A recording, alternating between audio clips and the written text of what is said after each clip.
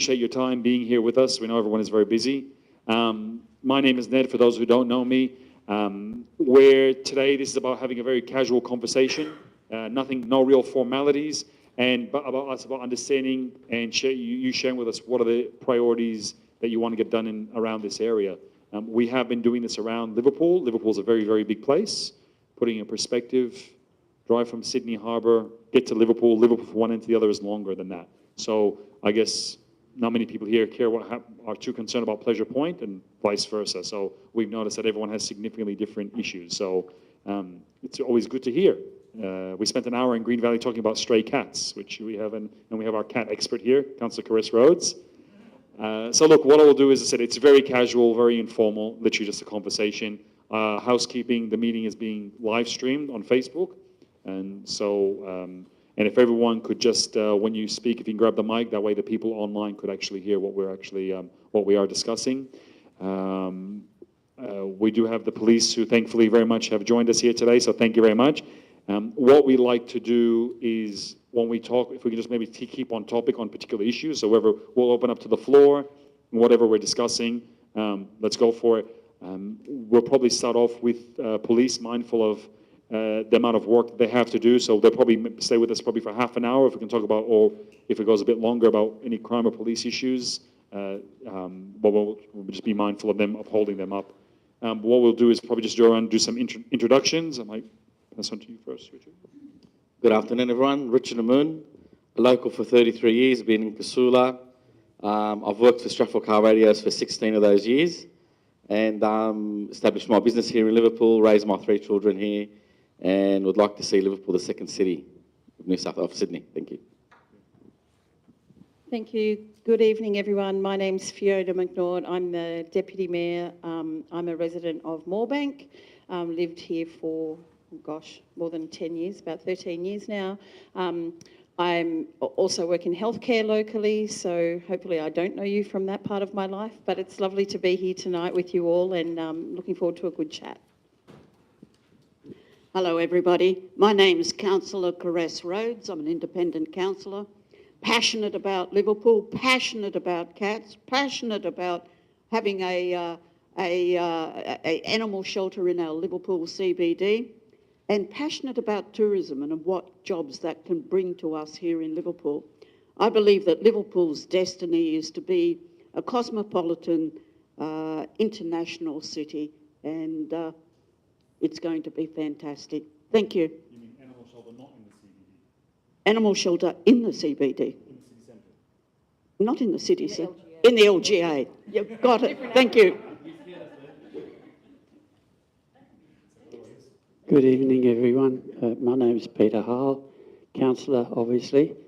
Been a councillor for 15 years, 4 terms, and in that time I've tried to make Liverpool, hopefully, contribute to making it a better place.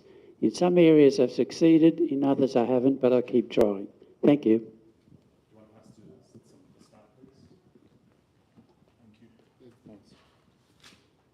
Good evening, everyone. My name's Terry Bilal. I'm a Manager of Civil Operations, City Works. Good evening, everyone. My name is David Prasad. I'm the Acting Manager for Waste and Cleansing, Liverpool Council. Yeah, thanks everybody for coming tonight. My name's Matt Morris. I'm the Manager of Parks and Open Spaces, so looking after all your green spaces and parks and recreation areas.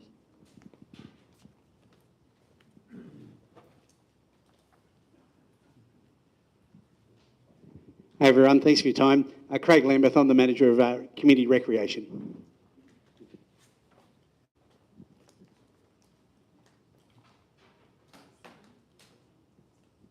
Good evening, everyone. My name is Penny Wong, looking after Capital Works for Buildings. Good evening, everyone. Neeraj Kumar is my name. I work with Benny in the same department, looking after Capital Works for Buildings. Hello, good evening, everybody. My name is Mahavir Arya. I'm a transport engineer. If there's any traffic issues, is there, but I'm here to answer for that. Hi, I'm Emily Tinson. I'm the Program Manager for Western West, and that's the delivery team that's going to be delivering the Carnes Hill Aquatic Centre. Anna's over there. I'm the Manager of Customer Experience,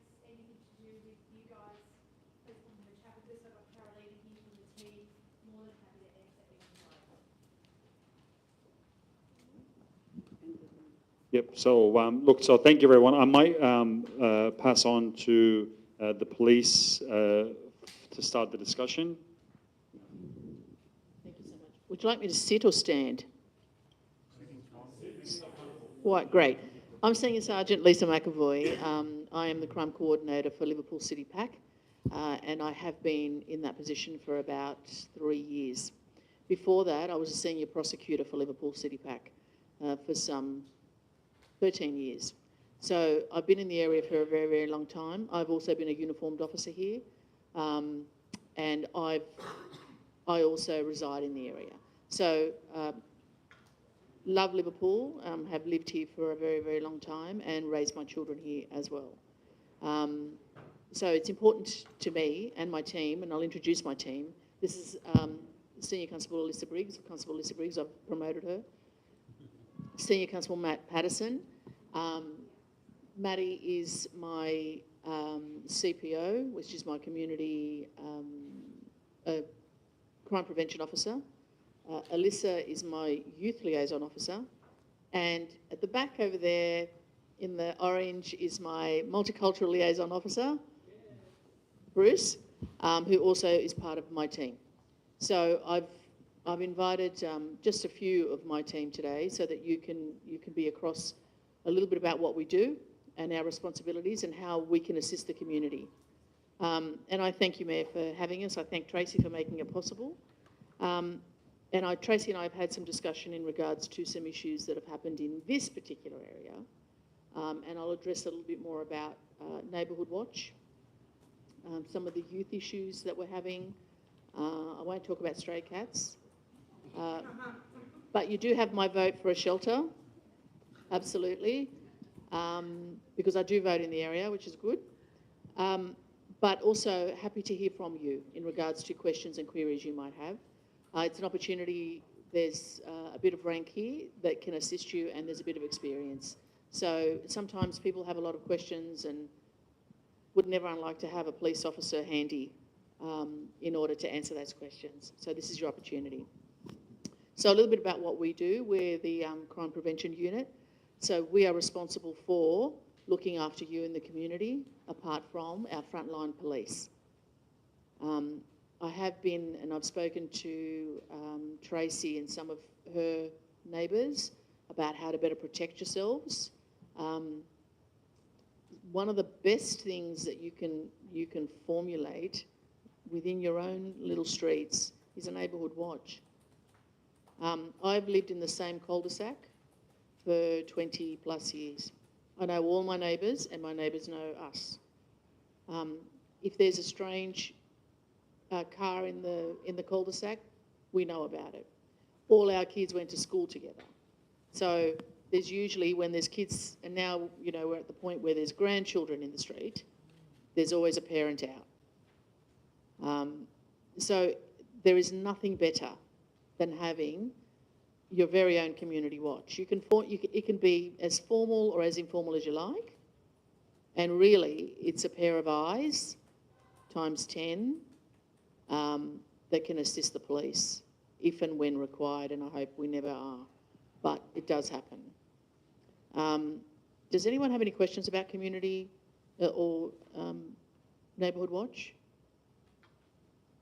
Okay, good. If and when something bad does happen, you of course have 000, and the best way, I don't know who's got young children here, but the best way to assist us is to make sure your children are aware that they ring 000, they know where their address is, and their name and their age and what school they go to and what colour the house is. Okay, that's pretty important. A lot of kids, when they start to get flustered, forget their address. You know, a lot of the times we'll say, what colour's the house? And at least it'll allow us to, when we're in that area, to have a look for a home of that colour.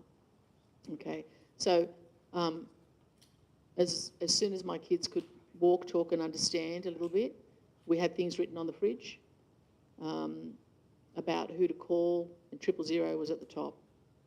I know that there's a page that the community often taps into. That's not very good for reporting crime. We don't get that. Okay, I'm not a member of that. And I can tell you, even as a police officer, if I was, I would need to be on it 24/7 in order to facilitate any concerns that you had. So please use 000 or the police assistance line. They are your first 2 points of call if something bad happens. If you have a query or a question, you can ring Green Valley Police Station or Liverpool Police Station. A lot of the time, because people say, oh, you know, they don't answer the phone. But there's only a few lines to the police station. So if there's 2 police officers on the front desk on the phone, it'll just ring out. Okay, because that's a second and third and fourth line. But there's only 2 police on the front desk. Okay, so just be aware of that. Just keep trying. You can look through our page on the internet. We will put out information in regards to people that are wanted, any new and arising issues in the area. For instance, when we were in the midst of COVID, a lot of people use that as their main information guide. Okay, and one of the people that actually populates that system and that homepage for us is Matt. For those who have businesses, we also do business inspections. So if you, I know for instance, one of the chemists at Casula Mall, they still have quite a high rate of shoplifting. So my CPOs went out and did an evaluation of the business. And they can say, look, you know, you can do this, this and this to try and prevent as much as possible. So that service is available to you for those who have businesses. Does anyone have any questions about anything I've said so far? Okay. So there's lots of things that we can provide. I do speak a lot at schools, and because of my background in prosecuting, I do a lot of legal studies lectures to our high schools, so years 11 and 12. Alyssa is my YO and my youth liaison officer. She does, apart from her professional duties as a police officer, part of her role is also to liaise with community and schools. And I know that an issue was raised with regards to some of the group homes that we have in the area. They don't have to tell us they're group homes, and they don't have to tell us that they're there. A lot of the time they will, just out of courtesy, to let us know that kids are in the area and these kids are in this home. I can honestly say, and I do apologise, I didn't run the stats for the area in terms of crime, but the last time I checked it, which wasn't too long ago, your stats are still really, really low. Carnes Hill, West Hoxton is still really low. Horningsea Park, really low. So, and I know that Tracy was saying, you know, people are reporting, and I said, that's a good thing in a roundabout way. If you don't know how to report crime, it means you haven't been a victim. So I take that as a bit of a blessing. I know that we've had some issues in the past with the youth and not having any real places to go. I know that they have the skate rink here, and they congregate, especially now that it's coming up to summer months, and we have daylight savings, and it's warm. So they spend a lot more time out and about. Again, if you know of any behaviour that is outside, you know, regular child behaviour, you need to ring the police. You need to let us know that there's something happening. Okay, police will respond if it's something to do with a criminal element. But if you are, if you just see that there's kids and they're congregating and there's, lots of noise or whatever, drop us a line. And Tracy has my details, and I will leave my office details with someone. And happy to hear from you if you have any issues with regards to things you want to discuss about crime and crime prevention in this area. Okay, especially with regards to youth, because we are coming into some months and they will be out of school because the school holidays are coming.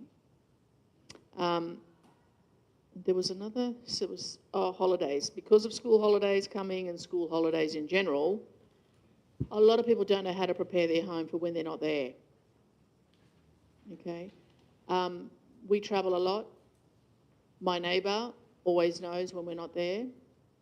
I ask her to park her car in our driveway. So they do that. They park the cars in our driveway. We have lights all around the house, lights up like a Christmas tree. And that my neighbour also picks up all our mail. So what you need to do is tell somebody you're not going to be home. Make sure somebody comes and waters the outside of the house, even if it's just made to look like that. Okay, if you've got any plants or anything like that. Any time that there is mail that is allowed to accumulate shows that somebody's not home. Okay, when we go away long periods of time, I divert my mail. So it's never untidy. I also ask my neighbour to please cut my grass at the front so it looks like it's tidy and it looks like there's always someone home. Okay, it's not unusual to have people contact the police station and say, I'm going away for this amount of time. This is my address. And this is a contact number if there's an issue. They will write it down and they will record it. Okay? Yes? Can we just touch on the home invasions that have happened in the area for the past year? If you want to tell me which ones they are.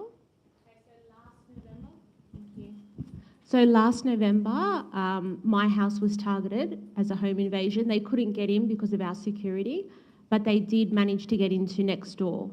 They took a few belongings, they took their car, they did armed robberies, they went and did other home invasions with their car, police chases. The youngest child, who was a child, 13 years old, and the oldest was 17. So we're dealing with children. Arrested 22 times and out on bail, and he was held in custody this time because there was a gun and a knife. Yeah.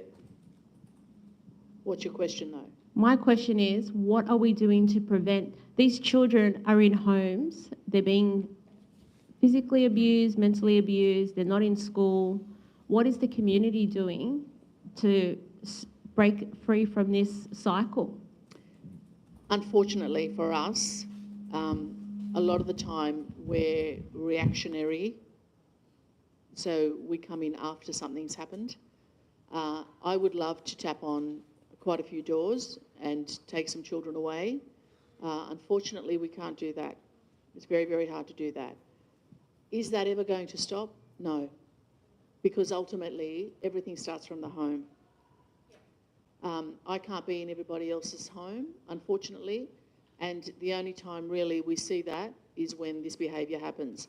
I will tell you this though, the mere fact that they couldn't get into your home is wonderful, and if your security is that good, that is amazing.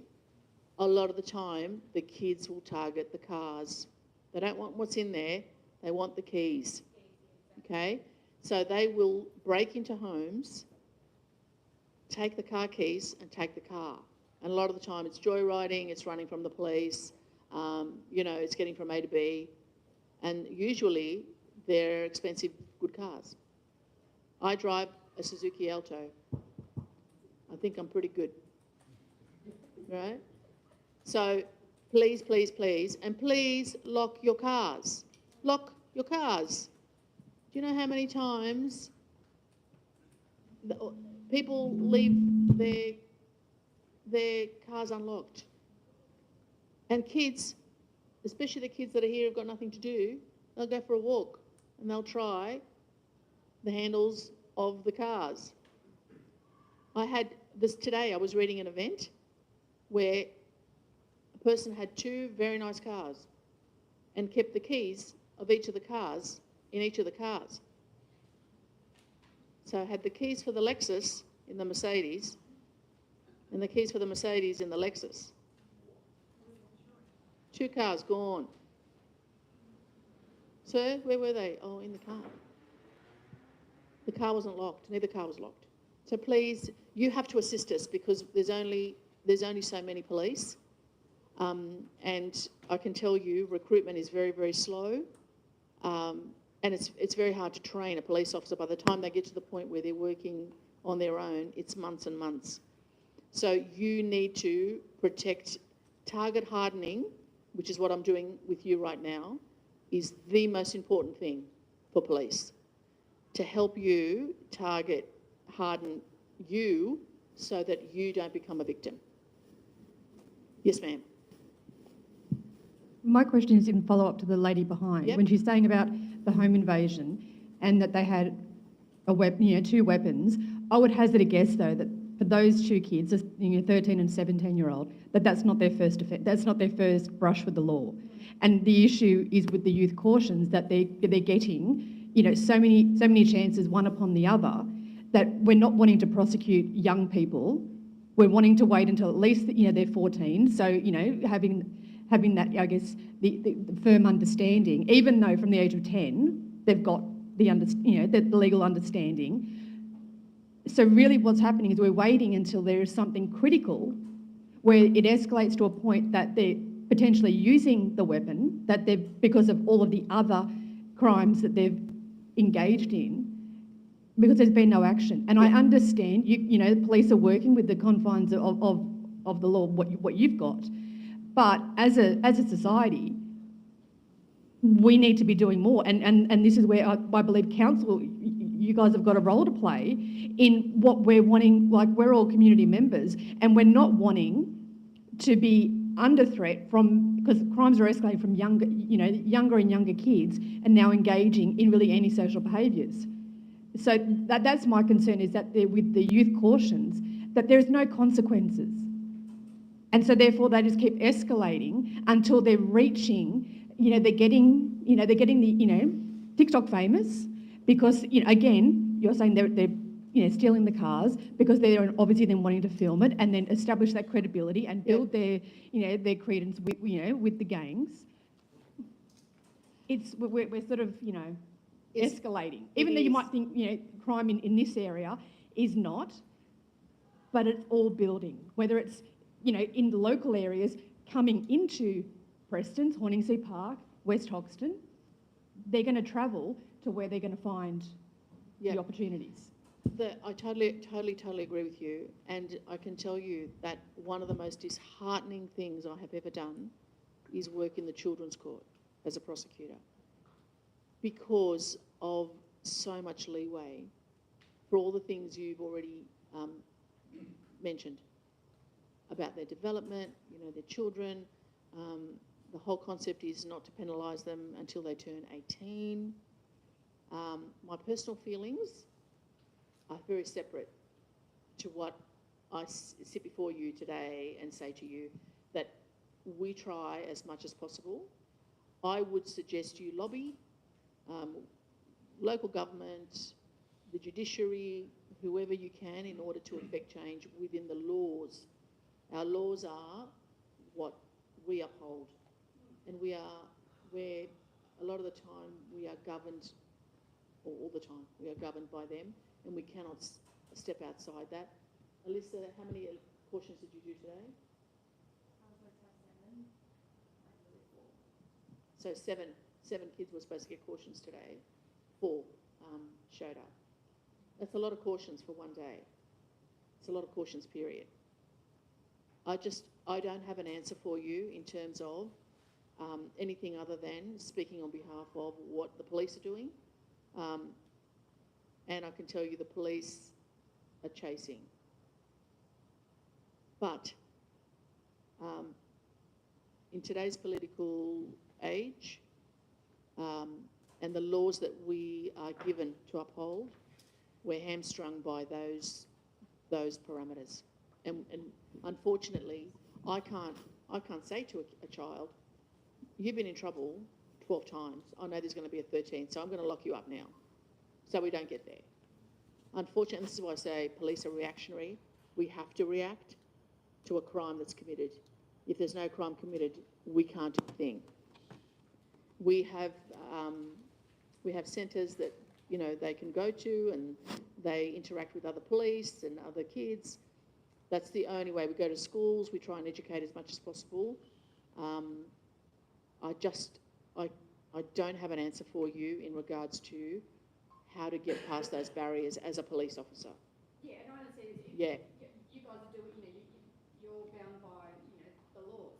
But even when with the, you know, with the constable going in and being the youth liaison officer, even those kids, when you're going, you would know when you're going into the school, those kids that are, you know, I guess escalating in terms of their own criminal activity, they're not there for your presentation. And if they are, they're not listening to that because, yeah, that horse has already bolted. And I'm not advocating for incarcerating kids, but I can also see that in our society, things are escalating because we're not wanting, really, society isn't wanting to take a stand as to, you know, what's happening. And until something, you know, there's that critical incident and then it's reactionary and then all we're doing is then going back and looking at schools, health, you know, DCJ, police, what have all those, you know, organisations done and, you know, in terms of, you know, stopping this? I can tell you, we are still the only state that has maintained dolly incapacts at 14. Other states, Queensland is going up, so they're going to give them more leeway. The same with South Australia and Victoria. I can tell you we are fighting tooth and nail not to allow that ceiling to go up. The other thing I wanted to say, when we're talking about neighbourhood watch and you're saying, you know, us all to, you know, keep a lookout. And I know when we're talking about those Facebook pages that, you know, it is like the haven for people to whinge and want to, you know, report to Facebook. But in saying that, what I guess I'm seeing is those incidents aren't happening, that, you know, that the petty crime, you know, the antisocial behaviour isn't happening in daylight hours when, you know, when grandma's out in the street supervising the kids playing, you know, handball. Those behaviours aren't happening then. Those behaviours are happening at 2 a.m. in the morning when we've got young people unsupervised. They're unsupervised and you know when after 11 o'clock, nothing good happens when kids are unsupervised outside. And that's the concern. So we can have neighbourhood watch programs, but it's, you know, it's those late hours, early hours of, you know, of the morning is when those incidents are happening. Yeah, I agree. One of the best tools that we have available to us is your cameras. CCTV is the bomb when it comes to policing. Yeah, and I would say though, in terms of that, perhaps when you're saying about your Facebook page, having education for the local, you know, families on what do they do. So they've got something on their footage, instead of posting it to the Carnes Hill Facebook page and, you know, creating bedlam there, how do they action those things? So perhaps that might be something like, you know, not just us coming here and, you know, smashing you guys, but having that education for, you know, for the families. What do they do? They've got their footage of, you know, of little Jimmy, you know, breaking in or doing whatever. What do they do with that footage as opposed to putting it on Facebook? You ring the police. You ring the police. If you see a break and enter or a breaking into a car or anything like that, you ring the police and you say, I've got footage. This is what happened last night. I'd like to report that now. Yeah. Yeah.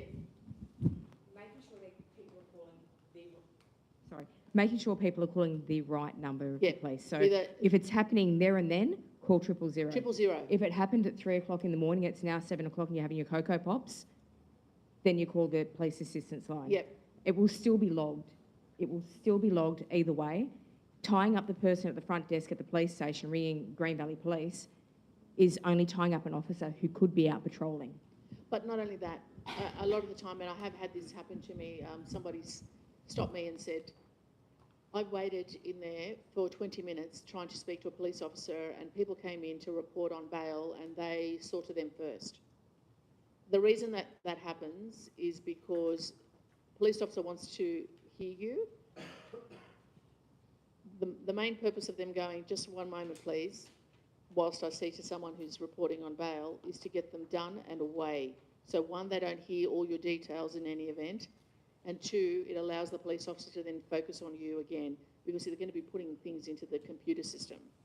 So if you're at a police station and you see this happening, they're not rude, it is them actually trying to protect you, okay? And anytime you ring the police and you make a report, ask for the event number, because they will give you one. That is your event forever and a day. And if you wish to add to that, you ring up the police assistance line, if it's not urgent, and you say, I have more information, this is my event. And they will tap that straight back in, and then the computer system will bring it right back around, back to me. I am the person that is responsible for reading all of your events. Okay? So they'll go through a supervisor, and then I am the second port of call. So trust me when I say there's at least 3 layers that it goes through so that nothing is missed. But unfortunately, crime will have already happened. And that's the problem. As I said to Tracy when we were out in the cold, in her driveway, I would love to give everybody their own police. Yeah.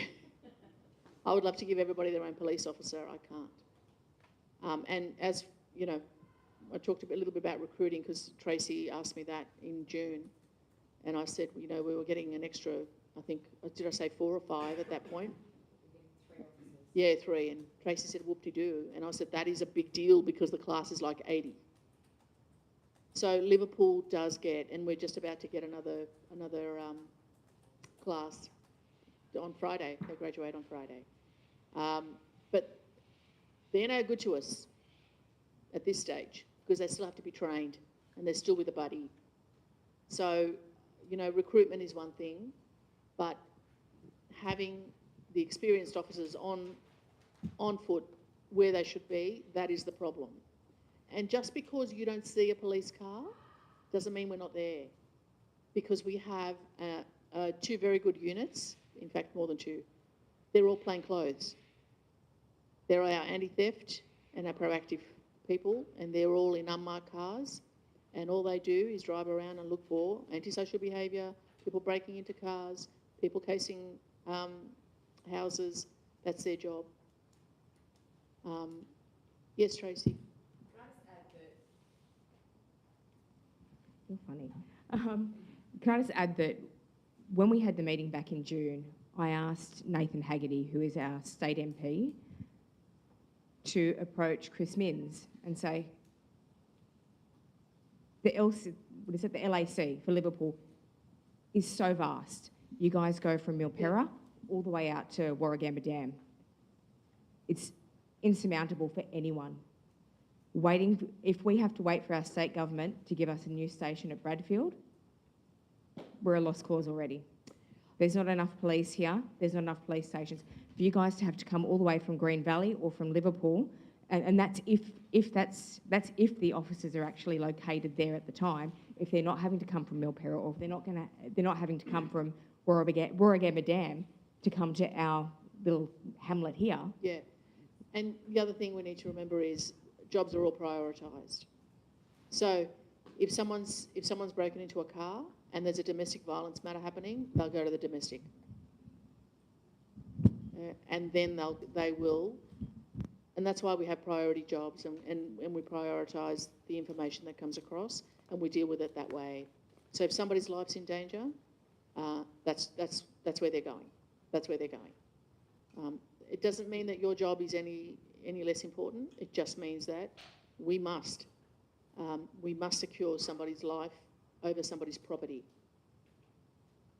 Okay. If I might just ask, as we've been as we've been informed here tonight, it's a lot of these offences are being done by minors, and would it assist if the parents of those minors who are offending were held accountable? Would that, do you think, rein in their behaviour to some degree, and would that be possible with changes to the legislation to support it? That is an amazing question. I can't answer that as a police officer. I'm not allowed. Yes. Yes. So possibly that's something that council could advocate for. It's not our responsibility, of course, and we could advocate to our state members to see how that goes. I think it would work because inevitably, I believe what is reflected here is a lack of supervision by parents and perhaps even a lack of control over the children who are offending. But if those parents were made accountable, maybe their attitude would change and they would take more responsibility for their kids and slowly decrease that sort of behaviour that is causing problems in our community. I would say, Councillor, that would have to happen when the kids are young. By the time they're, 10 and above, those behaviours have already manifested from a whole lot of other things before that. Like, if that's happening, then there's more before they're getting to the point where they're getting, in trouble with. I've been a police officer for 28 years. I have two young adult children, and since they could understand me, and my husband's a policeman, I've told them, and they know, I always said to them, the police will bring you home and you're not lost, you're dead. So, I meant what I said earlier, it has to start in home, and that education has to start there. By the time we see them as young people, a lot of times it's too late, unfortunately. But that's a wonderful cause, Councillor. Thank you. Thank you so much. Thank you so much. Thank you for having us. Thank you for the water. Thank you. I'll hand over the mic. Do you have a number that people can contact you on? Yes, I do. So in summary, if we look at it, the issues that mainly are in the area regard to breaking into vehicles and homes, that's the main thing people are concerned about. Young people, nothing to do. Yes, ma'am. I'm concerned about trail bike riders. They just seem to hoon around a bit They do. past the Highway parks. Patrol are after them all the time. Unfortunately, because they go into the bush, a lot of the times the bikes won't get in there. So that's our main problem. But we are aware, and our highway religiously chase them. Religiously. But I'll leave you my contact. I'm just interested in your comment before of you saying that council can play a greater role in doing something about this. Well, in terms of perhaps lobbying to the state government, Yeah. because you're our voices for our local issues. So if our elected councillors are saying, well, these are our concerns, this is what we're putting forward, it's going to have perhaps more weight than me on my own going, let's do this. Our elected state MP is also an elected councillor, and he failed to arrive tonight. Sorry. Yeah. Well, anyway, I won't comment about that. But there is, I go back to, I guess, my experience, right? So I moved here 30 years ago from the US, moved to Chippy Norton. I was a straight A student in America.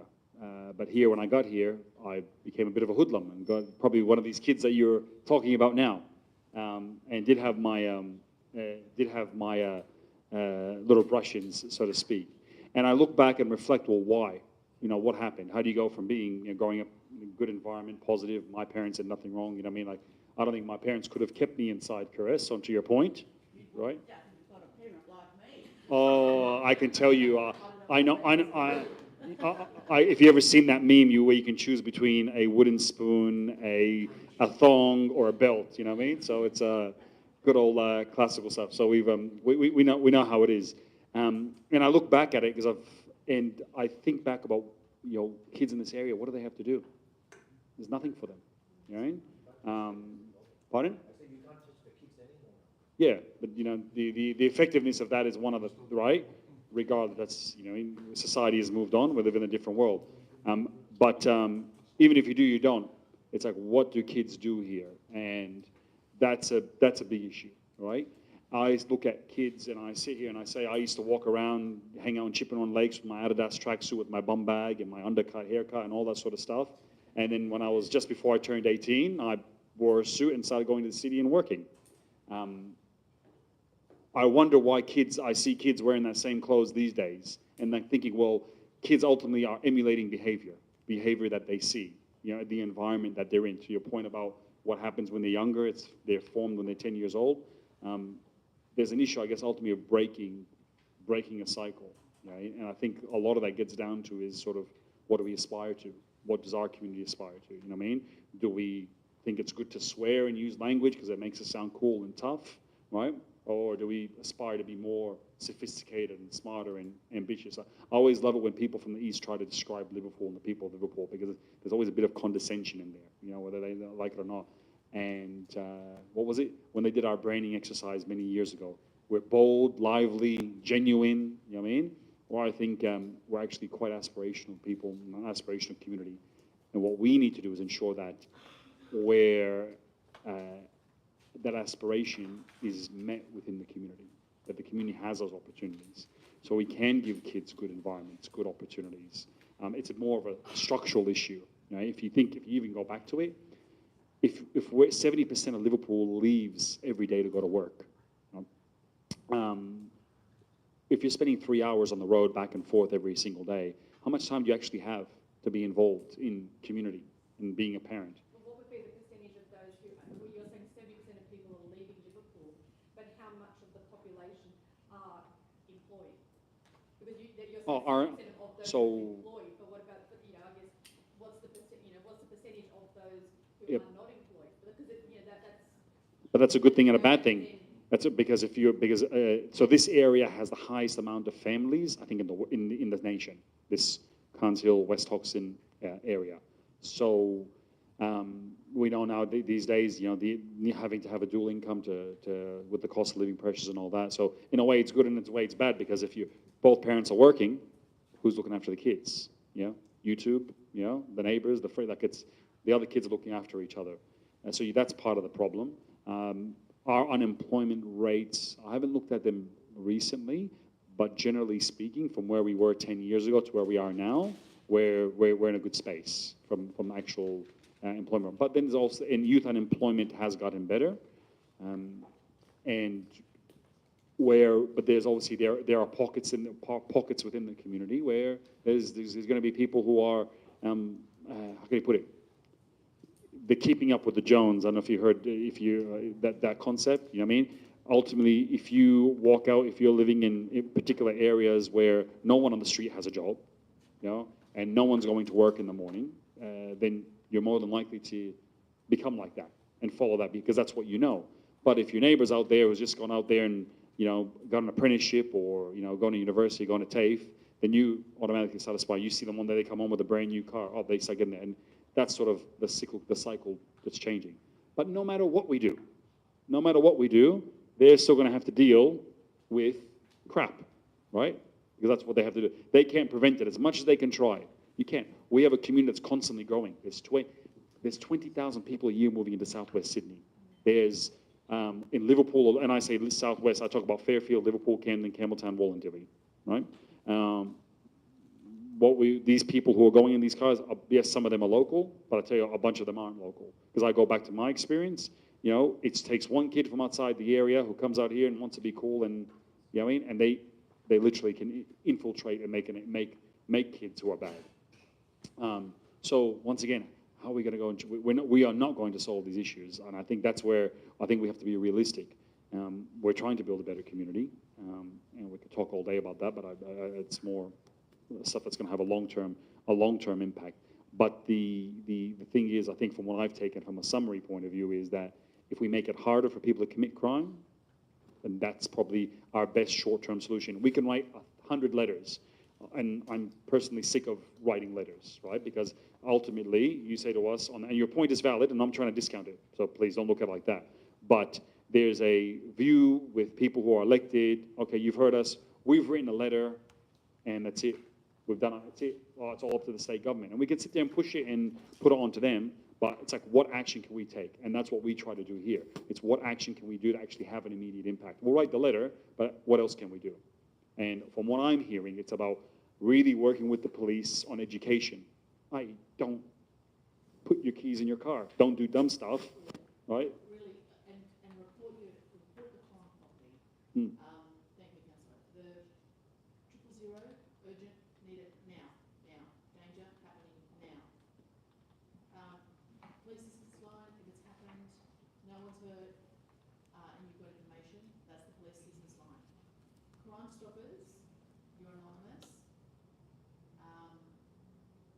If you have information.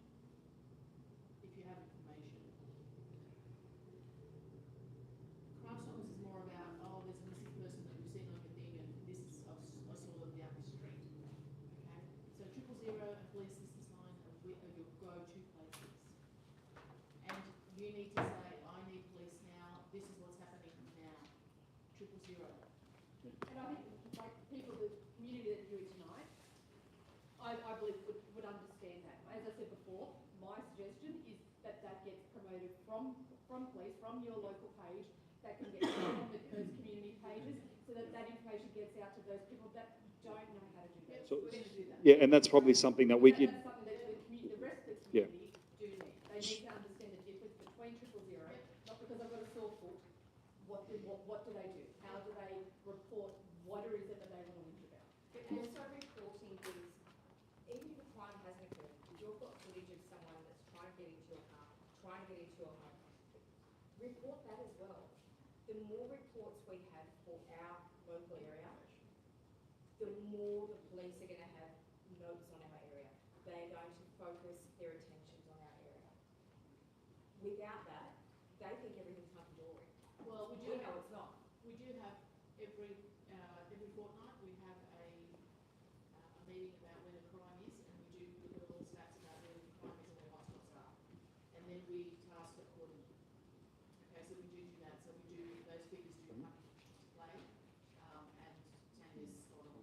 But it is something that we review every fortnight. There's a meeting of certainly I attend, and we look at all of that in all the sections as to where we're going to put police, where there's breaking in, where they're looking into cars, all that sort of stuff, and that's where we saturate.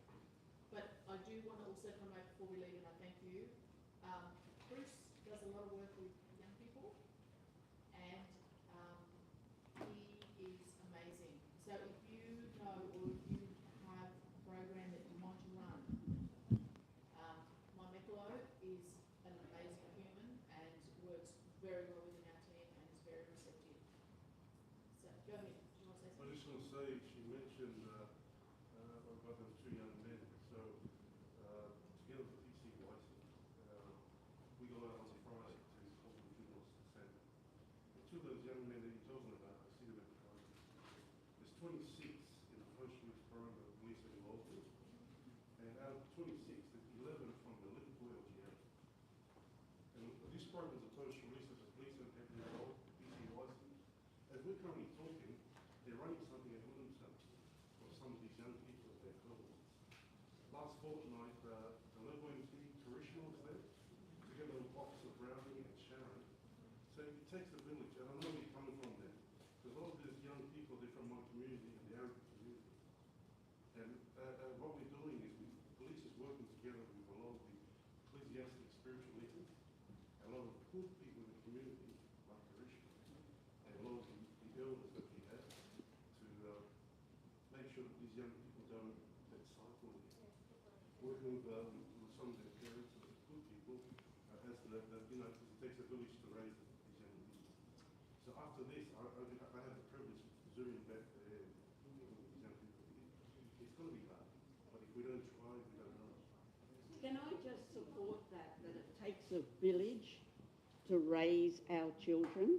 because that's a very strong ethos of a lot of our multicultural communities, the Samoan community. They're out there in our schools, they're saying and doing exactly that. The idea about a neighbourhood watch, don't dismiss it, because that's the village.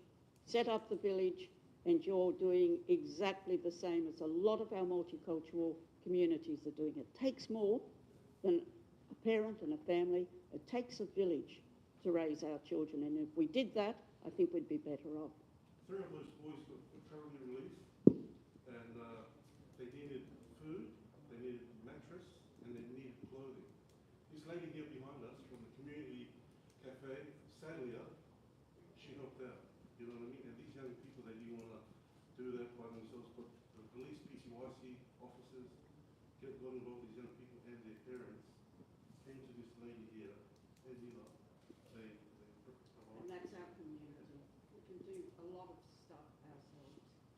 So thank you so much, and we won't hijack your meeting any longer.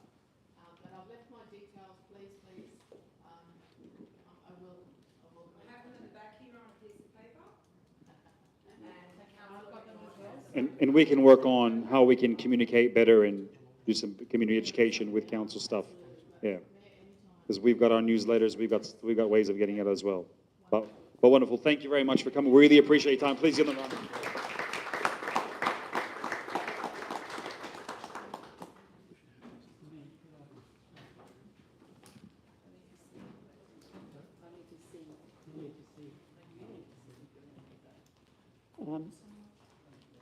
Just a couple of comments I'd like to make. One of the things is there's about 30,000 young people every weekend play sport of one kind or another. Unfortunately, it costs a fair amount of money for young people to be part of a football team, soccer team, whatever. And many parents can't afford that. I know from our family, if we wanted one of our grandkids to go and join a soccer team, you're looking at about $1,000 a year. There's a lot of people in our community can't afford that. If we could get those children to go to those places, there would be a lot less crime. I can tell you from raising our children, they were too damn busy to get involved in any kind of crime. They were either playing netball or doing some such thing, and so tuckered out at the end of it, they didn't have time to go and do the things that a lot of people do. So our council could probably look at, and including the state government, is making more of these things available, meet some of the costs. You know, clubs have to pay over, I'm not sure what the costs are nowadays, but you're looking at around about $1,000 to hire a soccer field for a season. That money has to be met by the club, by the parents. A lot of them don't have that. Uniforms and things like that cost a lot of money. And you will find that most of these young people who are running around doing nothing is they can't afford. Much as they'd love to be part of some sort of sports team, they just can't afford it. And maybe we as councillors should be looking at trying to subsidise some of that, making our community facilities cheaper than what they are. These are some of the issues we could do, we could make to have a positive effect.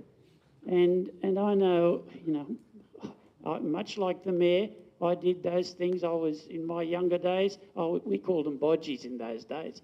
And, you know, and the police at night time, if they saw us around, they'd round us up, give us a boot in the backside. You end up in the Black Maria, as we called them in those days. Geez, I'm showing my age here. But you know, there are things that we can do to have a positive effect. And while we were talking about, you know, the rules, the regulations and the laws, we've got all of these rules and regulations, but if there's no fear of retribution by the young people, you're not going to solve the problems. It's too late. Once you've got them and you put them in jail or incarcerate them for any length of time, it's too late. You need to do something before that. And I personally believe that the rules and the regulations are sad for the police officers. You know, they catch these people, and then the next day they're out again, they get a slap on the wrist. The punishments are just not strong enough, in my belief, to prevent them doing that the next time. It's not the first time that you prevent them, it's the repeat offenders. And the police really get disappointed in that. I've seen it myself when these people are let out, lose time and time again, you know, and it just seems we need to look at the system and overhaul it greatly, and that, unfortunately, isn't a responsibility of councillors, it's the responsibility of your state member, and that's where you need to agitate to get things done. Thanks, Mr Mayor. So just on your last point, we've got a program starting on council, then we'll move on to talk about Carnes Hill, because I'm getting messages from all the staff to talk about it. We have a new program, Craig, that's rolling out very soon to at least help some kids. And I promise that wasn't orchestrated by Councillor Hull. Yes, so commencing from next year, Council will launch a program called a Sport Affordability Program. Essentially what that acknowledges is the changes in the Active Kids Voucher. So the Active Kids Voucher, if you're familiar with that, pays a subsidy in sport registration fees to families who are enrolling their kids into organised and structured sports. Now, in February next year, that changes to a means-tested program. What that fundamentally means is any family who's eligible for the lump sum payment A on the tax return will be also eligible for the Active Kids Voucher, but families who are financially better off are not. So two quick programs. So the first one is that the Sport Affordability Program will start next year. It's a program funded by council and any family who's experiencing financial hardship and want to enrol their children into a local sports club. Council will fund a $100 contribution to that registration fee per child, so long as you're eligible for the Active Kids Voucher. Now, the second program that we trialled earlier this year at Michael Wendon, and just as Councillor Hall was speaking, I sent a quick text message, is a program that supports youth, so children and youth in the 2168 area that can go to Michael Wendon and play free sport during the sort of that after-school period. So in the process of that conversation, Councillor Harlan, thanks for bringing that up, the operators of Carnes Hill, Michael Clark Recreation Centre next door, have just acknowledged that we can trial the same program here next year, which will mean from term 1 next year, between sort of 3 and 5 after school, kids can go to Michael Clark, play some organised and structured sport with no costs. So that's established effective from, well, that bringing up that point, so thank you. And yeah, don't pat yourself on the back yet. So we're getting there. We're getting there. We're getting there. There's a lot more to do. But what I was going to say, I mean that for all of us, not just you. And I guess if I can put it to what's in our control, ultimately we have a budget, $250 million. And if we don't get that budget right, nothing can happen. You know, whether it's building infrastructure or running programs. So we've been working on that. It can't be downplayed. We started off with our $11 million deficit. We're going on a path to getting budget. We actually balanced the budget for the first time this financial year, but there's still a few challenges. But that's allowing us to do different programs and hopefully make things better. Now on to our lovely Carnes Hill Stage 2. Anyone interested in talking about the new swimming pool? Yeah, yay, yes. No worries. So who would like to talk about it? Emily, if you like. So everyone, the pool is progressing. Please come along, come and grab a seat. Oh, where's Fiona? You can just stand over there. Yeah. Or sit behind me. So the pool, we were able to secure in, it was I think January this year, well at least the first stage, we were able to secure $170 million from the previous state government in infrastructure. And that wasn't political commitments, that was actually secured money. That's going purely to infrastructure. We have never seen anything like that. To give you an idea, when we built this, when I was mayor last time, this project was $45 million. The library and the sports center and the extension of Kurrajong Road, I think it was like $15 million. So $60 million at the time. So $170 million, 50 odd million approximately to stage 2 Carnes Hill with a 50-meter swimming pool. $30 million for Light Horse Park, which is going to be like, if anyone's been to Darling Harbour where IMAX is, that sort of a thing, that's what's going to be a Light Horse Park. So it's going to be really cool. $40 million for Brickmakers Creek to do a really cool park over there. $25 million for the CBD to make it look better and feel better. And have I missed one? Or was that up to one? No, there's 3 projects in the CBD, so 3 streetscapes that we're upgrading. So those are going to be finished, well, the intention is to finish those by June 2026. As the Mayor said, Brickmakers Creek, we're looking at September 2027, and that's going to be a regional playground and renaturalising what's now a concrete creek. And that's behind the old council Yes, chambers, that's behind the old at the, council where the Whitlam Centre is. So that's what we talk about along the T-way and the new ambulance station. Yeah, and as the Mayor said, Lighthorse Park, so we are beautifying and bringing that park up to a really great standard. We are going to be delivering some of the first works there early next year. So a kayak launch, and it's going to be accessible, so to be able to get accessible kayaks onto the river.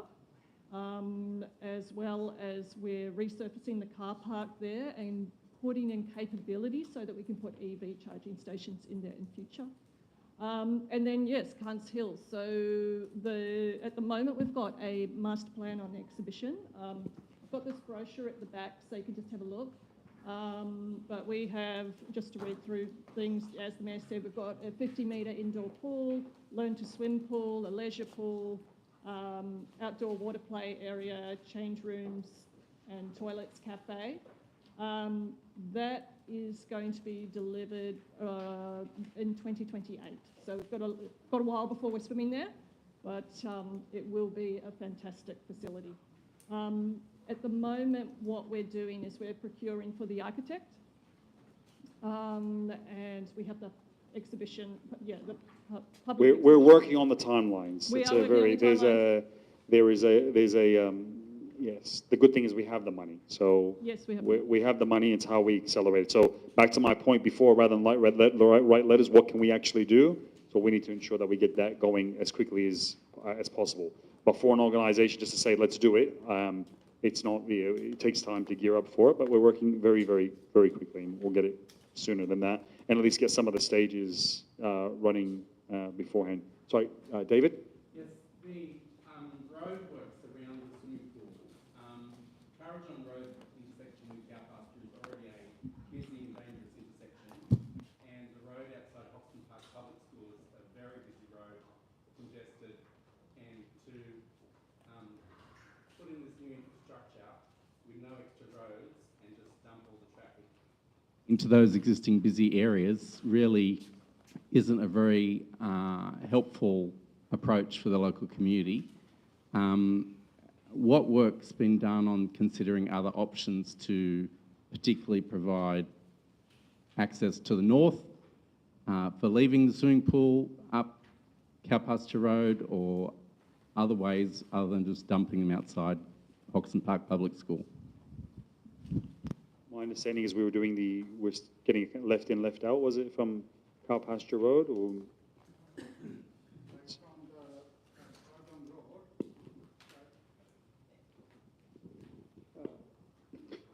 We have prepared like a concept plan to upgrade the Krajong Road. Right at the moment, we are having it left and like a straight through lanes are the shared lanes. Right, we are thinking of making it as a separate lane. So we have already done the concept plan there. Getting another access from the Cow Pasture Road into the aquatic center, it might be a bit difficult because the transport has got it a plan, a long-term plan to have it 6 lanes along the Cow Pasture Road all the way through. So that's a long-term plan. They have got it, so it might be difficult to get it additional access from Cow Pasture Road to the aquatic center. But the points you raised there are very valid. We're going through this now at Moorebank as well. So doing the aquatic centre at Moorebank Sports Club, how much parking do you need, and the traffic flows, congestion points and times of day. So our initial traffic studies have shown actually, it actually does work, because when people are using facilities, it's all different times throughout the day. Ideally, if everyone wants to be here at one point in time, then nothing works. But it's trying to spread that out. Yeah. I do know that the issues that you have raised, particularly around the school and around the actual centre here, was raised at the traffic committee meeting, and we're investigating ways that might be mitigated and looking at one-way accesses as perhaps. So that is being addressed at this moment, but we haven't been told of a solution. Okay, so thank you.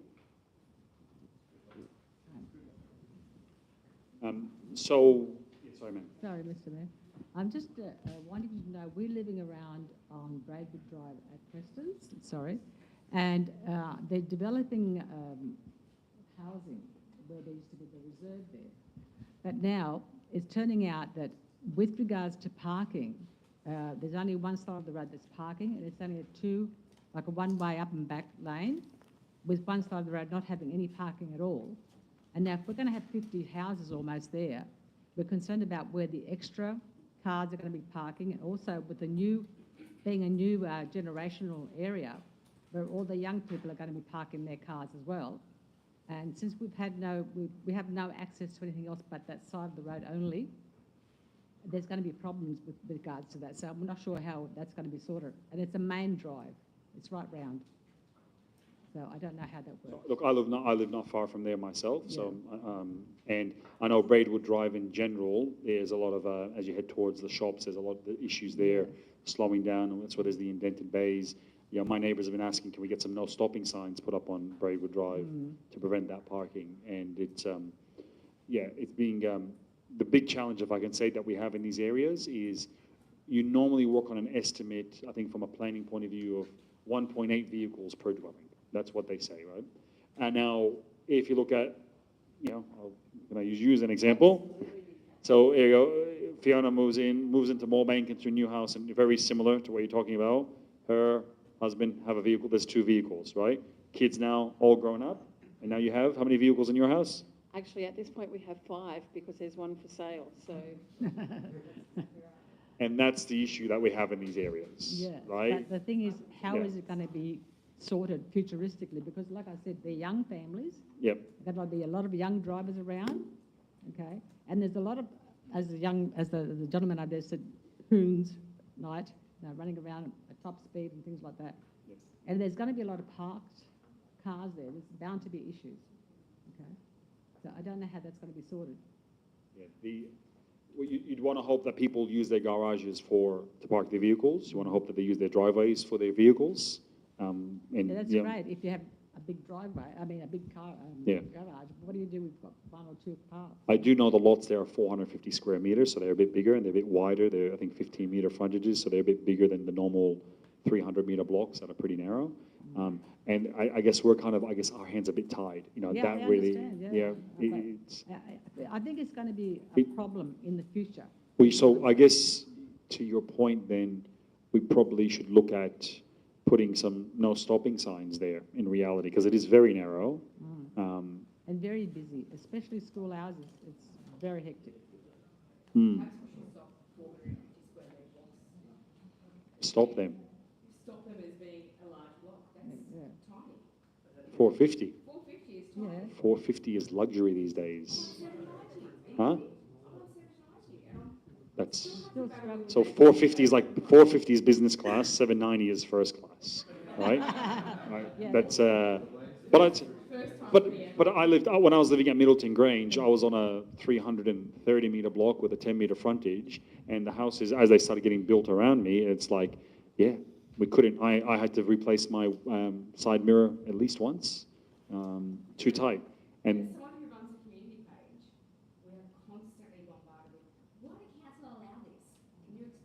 Yes. So, if I can put it simply, planning in Sydney is pretty damn stupid, right? Look how big this country is, right? And look how expensive land prices are. I think when you look at an area probably like Prestons, it's actually that Braidwood Drive and all that, it's actually a very nice subdivision layout. Versus what's happening now in Austral and other areas, it's pretty bad. And why I say that is that government puts mandates. You're seeing this discussion now, saying you have to deliver this much housing, right? So normally the way that's controlled, and I got to be a bit technical, and can I recommend to everyone? Most of us, if not all of us, our biggest asset we have is our family home. But nobody really knows the real value of it, right? And what I mean by that is that it's about looking at the zoning, what's permissible in the area. And a lot of people don't pick that up. It's in the, when you buy the house, it's in the contract there. But the zoning is so important.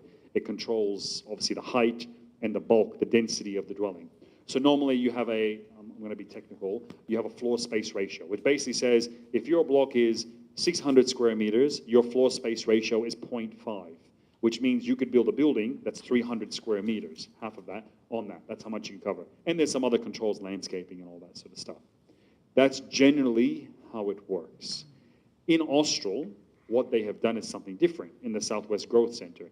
They have said that there is a minimum density that needs to be achieved on your 5-acre block. So if somebody turned up with their 5-acre block of land and said, I want to make 600-meter blocks, all of them, that wouldn't comply because they're not meeting the density target.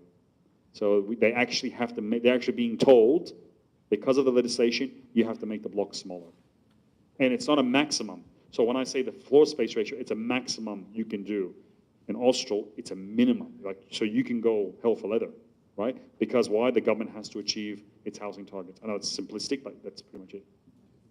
I have an issue with a similar sort of complaint. I live across the road in West Hoxton. Now, Cecil Hills, West Hoxton, all approved early 2000s, late 90s, early 2000s, streets narrow. You mentioned it a minute ago, kids grow up. I've got 5 cars at my place. Now, you park your car on the street, you get booked. And now what they've done by booking everyone's parking legally on the road. My main issue with that is that God helps if an ambulance or a fire department to get up that street, you've got a real issue. And, but I don't know what you do about it.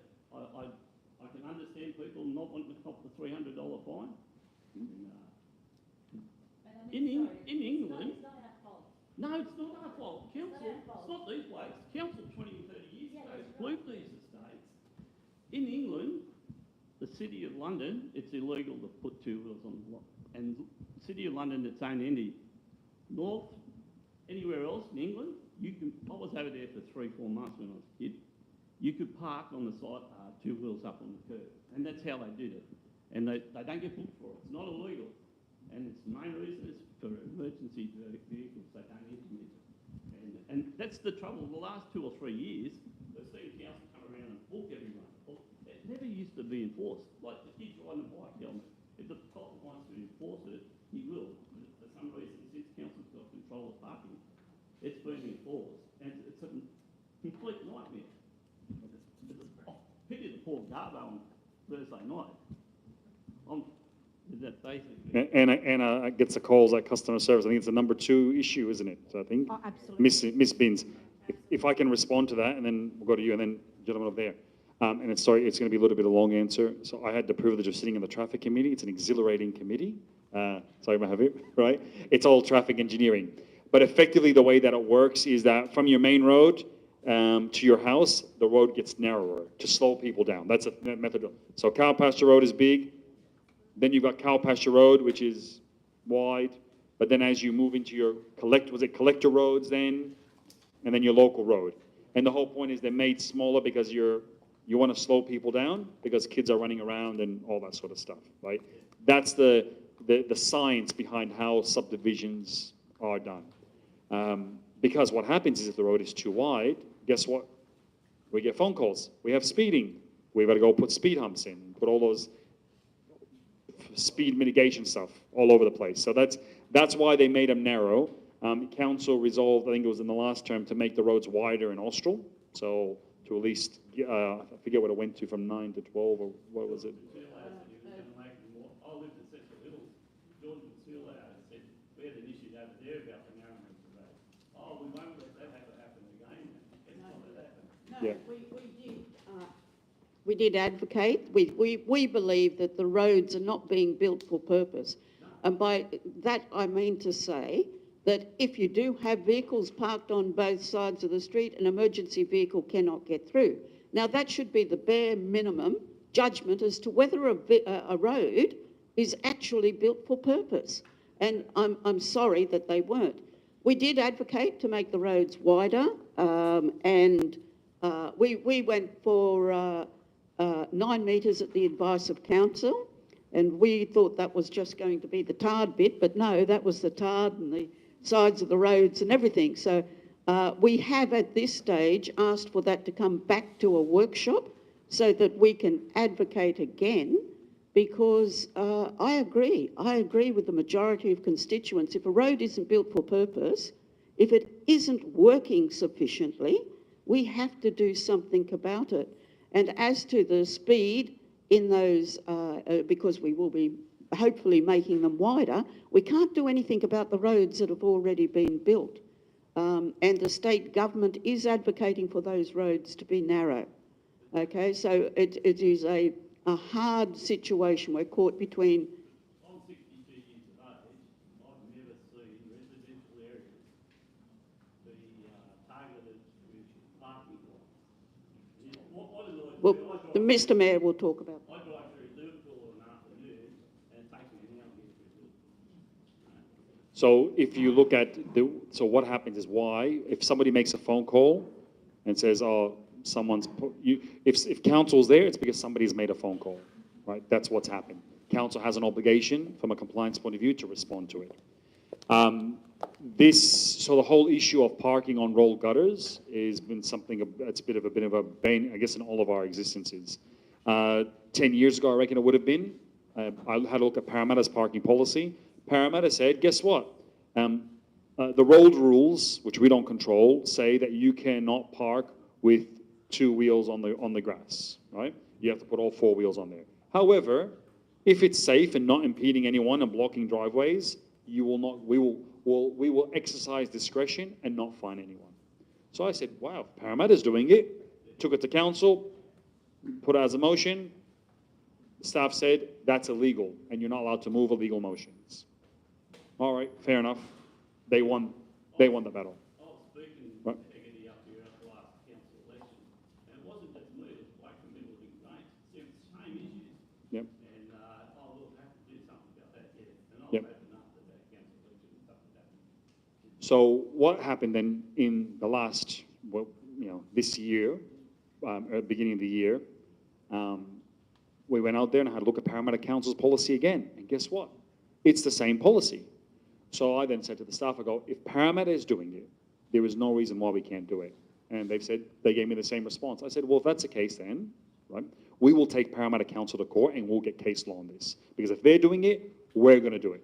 Anyway, after a lot of back and forth, they said, we can do it, right? So we made the amendments to the parking policy. We put on an exhibition. It was announced that you could start doing it. And I made a clear post saying, you cannot do it. Don't park because it has not been enacted yet. Through that, there was a few good things that were raised about, i.e., if someone parks in front of your house and rips up your lawn, and it's not your car there, that's pretty bad. So we have to look at what can we do about that. And other people brought up the issues, some of their stormwater pipes are pretty shallow, and what happens if somebody breaks them?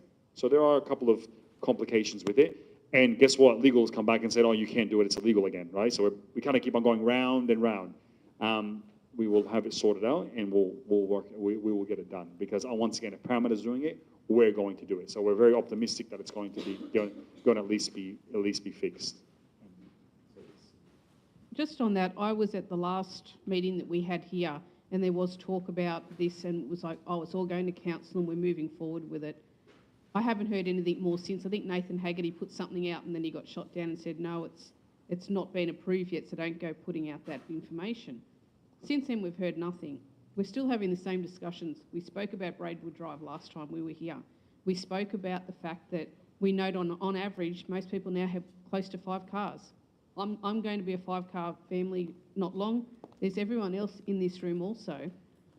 But we're putting all of these blocks in. I understand that the government have their targets. Completely get that. But there is nowhere for people to park their cars. Even if we made the halfway around Braidwood Drive no stopping, where on earth are those families going to park their cars? People are still going to have cars. Our demographics are showing that we have all of these older teenage or young adult children living with us. My 3 kids, they're never going to move out. They're not going to be able to afford to at the moment. I will have 5 cars out the front. Where on earth, we can sit here and complain about this and just talk about it, but we have an issue now. We know our demographics. We know what's going on, but we're just saying, oh, we can't, it's illegal. We need to be thinking about our solutions that, I mean, you know what, even if you made the roads bigger or not, if you sit out on Braidwood Drive at night, there are cars, you can hear them. They're trying to do a lap to see who can get the fastest land speed record going on, regardless of how many chicanes are in that section. You can hear them on one side and you can hear them come around, and I'm sure the lady over there would hear it too. Yeah, I'm one street back and I hear it, and I do worry about once they do put all of those new houses in, regardless if it's 450 metres squared or 300, there is nowhere for us to be able to park our cars. We need to be thinking about Liverpool. We want it to be livable. We want a livable city. We don't just want a place that has a nice shiny pool or a skate park. We need to be able to live comfortably in this city, and I think there are some of the things that we need to be thinking about solutions for. So just to give you what role we play in all this. So our role as councillors, we're like the board of directors. We set the policy. I'm the chairman of the board. We set the policies, we set the budget, and we listen to the community and we create the vision, right? We then hire one person, being the CEO, who then has to implement that vision. We help them with it. We approve an organizational structure, and they work day to day. So all the staff here, they're the day-to-day staff that are working hard. I can tell you, being a councillor is like being on charity for the amount of work that they do for I think it's like $4 an hour they end up getting, right? Part of what we do is we have to challenge the staff, right? I mean that in a respectful way, right? Because if we don't, because we're representing you guys, right? So, and we're constantly pushing. So I, for example, 10 years ago when they said to me, oh, you can't do this, and then I gave up, all right? That was my mistake. I shouldn't have given up, right? So what we do is we become extremely persistent and a bit more stronger, and we find solutions. So we're with you on that, but there's constantly, it's just so hard to move. But I can assure you, we're very annoying people to the staff. They're here tonight, right? Right? We love them. They love us, but I'm sure they'd love to be kicking back at home. In reality, we have to be, because we have to lift the standards. And this BS of, oh, it's only Liverpool has to change, and we are changing it. So we got a new CEO who started off a week before Christmas last year, pretty much changed all of his directors. So you got a CEO and you got a bunch of directors. New team as of start of June, they're either all local or were local or have a real strong local connection, so they've got that skin in the game. To your issue about livability, we're all invested in it. And let's just say that we're finding significant opportunities. While we have operational pressures on our budget, we actually have a big capital. We have a lot of, when you guys built your homes, this was funded through developer contributions. So you've all made a contribution to this. The issue was, council sat there collecting the money over 20 years. So you move in here, you've just been married, you have 1 or 2 kids, and you think I'm going to grow up and have this beautiful park and this beautiful community center. And part of our plan was we're going to build one. But what happened is 20 years later, it was finally delivered. By then, the kids have potentially moved on and so on. And that's wrong. There's actually, like I'll give you one example. In this area in Carnes Hill, council has $7 million it has to spend on trees. Nothing else. It has to be on trees. But the money's in the account. Why is it in the account for? It should be spent on trees.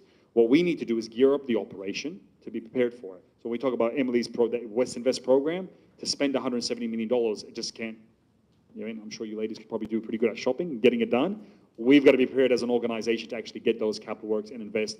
And all this stuff about buying the new depot on Cow Pasture Road, it's all about getting this organization prepared, and that's the stuff they're working on. You're not going to see much of this.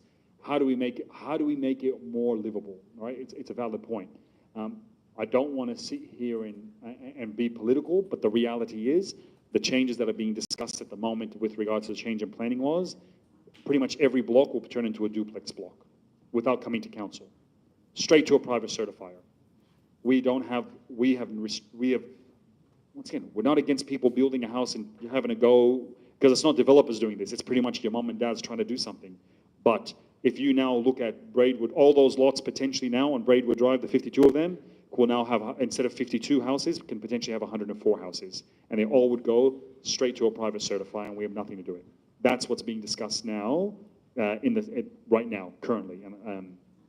So at the same time, though, when we say we'll take growth, put it in the city centre, right? I know your point, sorry, Liverpool gets stuck in traffic, but you know what gets stuck, a lot of it, it's people coming from Moorebank, Chipping Norton, that want to get to Fairfield Way, they all use Big Street, and vice versa. I watched yesterday, I don't know why they did it, but Blake Park's across the intersection of Orange Grove Road and the new highway there. Next thing you know, the traffic can't go. They were trying to turn right into Orange Grove Road. They had the arrow, they couldn't go because there's a Blake. And that happens, whether the police want to enforce it, that happens quite often. So that actually has a come-on an effect on the traffic getting towards Warwick Farm, because that just backs up back around to Warwick. So it's projected in 2032 that to travel from Cumberland Highway to the M5, which is around 3 kilometres, will take 45 minutes in peak hour traffic. Oh, yeah, Right? we've got the same thing here. 25 now? If you look, I've got a friend that had a cafe, or she's still got Macquarie Cafe in Macquarie Street there, Liverpool. And I said to her, you're in a good position. I said, you've got all these flats that are going to come down for a cup of coffee. But that's what I mean. People don't really realise when they put these blocks of towering units up, that all those people have a car and go on the road. So that you've got all that down. Yeah, they do, but it's much less. It's Well, that's the idea of the new planning law. So they reckon you've got to be near a station. Yeah. Public transport. Yeah, and what they want, if I can get down when I said planning is become stupid. So if we had our planners, or if we had planners here, not our planners, they would say, no, but your family should catch public transport into, they shouldn't have 4 or 5, we shouldn't have 4 or 5 cars. We should be catching public transport. We should be having access, we should be having, was it active, what do they call them? Active transit links. Huh? Active transit links. That's it. We all should be riding our bikes. So get your kids, chuck them on the back of your bike, your push bike, and drive and ride into Liverpool. That's what they're based. And we are looked upon badly by the people in the East because we have so many vehicles. We're hurting the environment. But what option do we have, right? This is the reality. So when we're out there saying we need to get the metro links, right? Our solution is there has to be a metro that runs to the airport through here in this corridor to deal with all this growth, right? And that's why we have to focus on today, but we have to also be working on how do we get for the future. And I'll tell you one thing now, and once again, please, I don't mean to be political. If you go back when the M5 tunnel was built, 2-lane road, right? Very steep down, a lot of the traffic getting out is because it's so steep. And then we had a decade of, that was all the infrastructure we got. In the last decade, we had that many motorways galore and metro lines and all this sort of stuff to kind of try to catch up. If we're going to a position now where people aren't going to be building a lot of infrastructure, we're gone, right? Cow Pasture Road, right? When the M7 gets upgraded, they present it to us. And every intersection along the M7 gets better, its level of service for the traffic light improves, except for Cow Pasture Road, right? And that's because every house that gets built in Camden, if they're traveling north, you're coming up Cow Pasture Road. So when you're in Middleton Grange and you're stuck, right, we can fix that road, but if Cow Pasture Road isn't fixed, it's no good. 15th Avenue, same problem. So I can tell you one thing, and I don't want to be a pessimist, but things are about to get a lot worse. And because the only way to solution is big billions of dollars. That's the reality. 20,000 people a year coming here, and you know, we get that when we need that, it's a problem. So when we get down to advocacy, that's why we try to be as loud as we can on that. And that's why I work with Frank as well and George, you know, we're from Fairfield and Campbelltown, so we need a voice in the South, in the Southwest to be very strong, and at least we're trying to be collectively to do that. Sorry, I know this gentleman's been waiting for a while. That's all right. I'm going to shoot myself in the foot. I'm an urban planner. I'm working on that policy you just described. Have we ever wondered that cars might be the problem? I used to own a car. I'm 21. I take the bus everywhere. I took the bus here. I want to live in Edmondson Park. Can't afford a house, or apartment rather. Seeing policies from council where they want to reduce height limits, where they don't want to include duplexes and townhouses on R2 and R3, not R1. You guys in Preston should be okay if you're R1, but on R2 and R3, where medium density should be encouraged, why is council very anti that development. There are some great bus routes, the 859, the 852. I take them everywhere. I have a car. I use it once a week. We have good public transport. We have, not great. It's not eastern suburbs worthy. I'll give you that. We do need a metro. But why can't council start to realise that areas like Parramatta and your inner west and your city, where they have reduced narrow street widths, they have active transport links, why can't council realise that long term, maybe not now, but in 20, 30 years' time, we will need to start implementing those to start being that third CBD. Councillor Rhodes mentioned that she wants to be a global city. Global cities aren't building 500 new car spots in the CBD or increasing the speed limit to 40. They're reducing it to 30 and 20. Yet we seem to be going backwards, even compared to Parramatta, Campbelltown, and parts of Penrith. Where is this mentality coming from, and where do you see this shaping Liverpool for the future if this is not what other cities and global cities are doing? So I think it's a good point. So this is, I guess, a good example. So great, thank you. So can I say just on the, when I finished up the mayoralty last time, I thought, you know what? Because I had a council car, I don't have a car. So I actually went around and caught buses and caught trains because I just want to chill, right? And I did that for a while and went through the challenges. Not with my kids though, but as an individual, you know, it worked because I wanted to slow down. In reality though, when we say Liverpool, there's Liverpool City, which is that, and there's Liverpool LGA, which is 40 kilometers long, right? Longer than Sydney to Liverpool, so it's massive.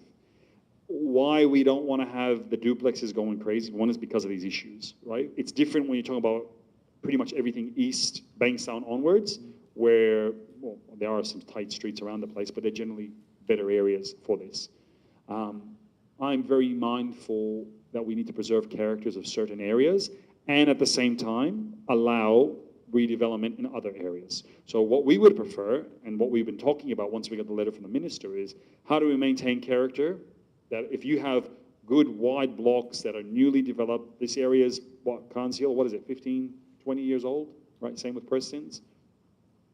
Why should we start knocking down houses and chopping them up, right? And I think the R1 is Edmondson. R1 is where? It's Middleton Grange, Ed Square, Ed Park, that sort of stuff. I think here is not. I think here we're in R2 zone predominantly.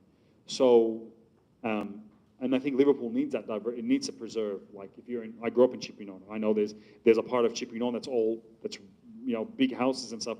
You know, people don't want to see that change. So when we're down zoning stuff, and we talked about in the campaign, if you look at where Coles is in Chippeway Norton, units are allowed there, and that's completely against the character of our area.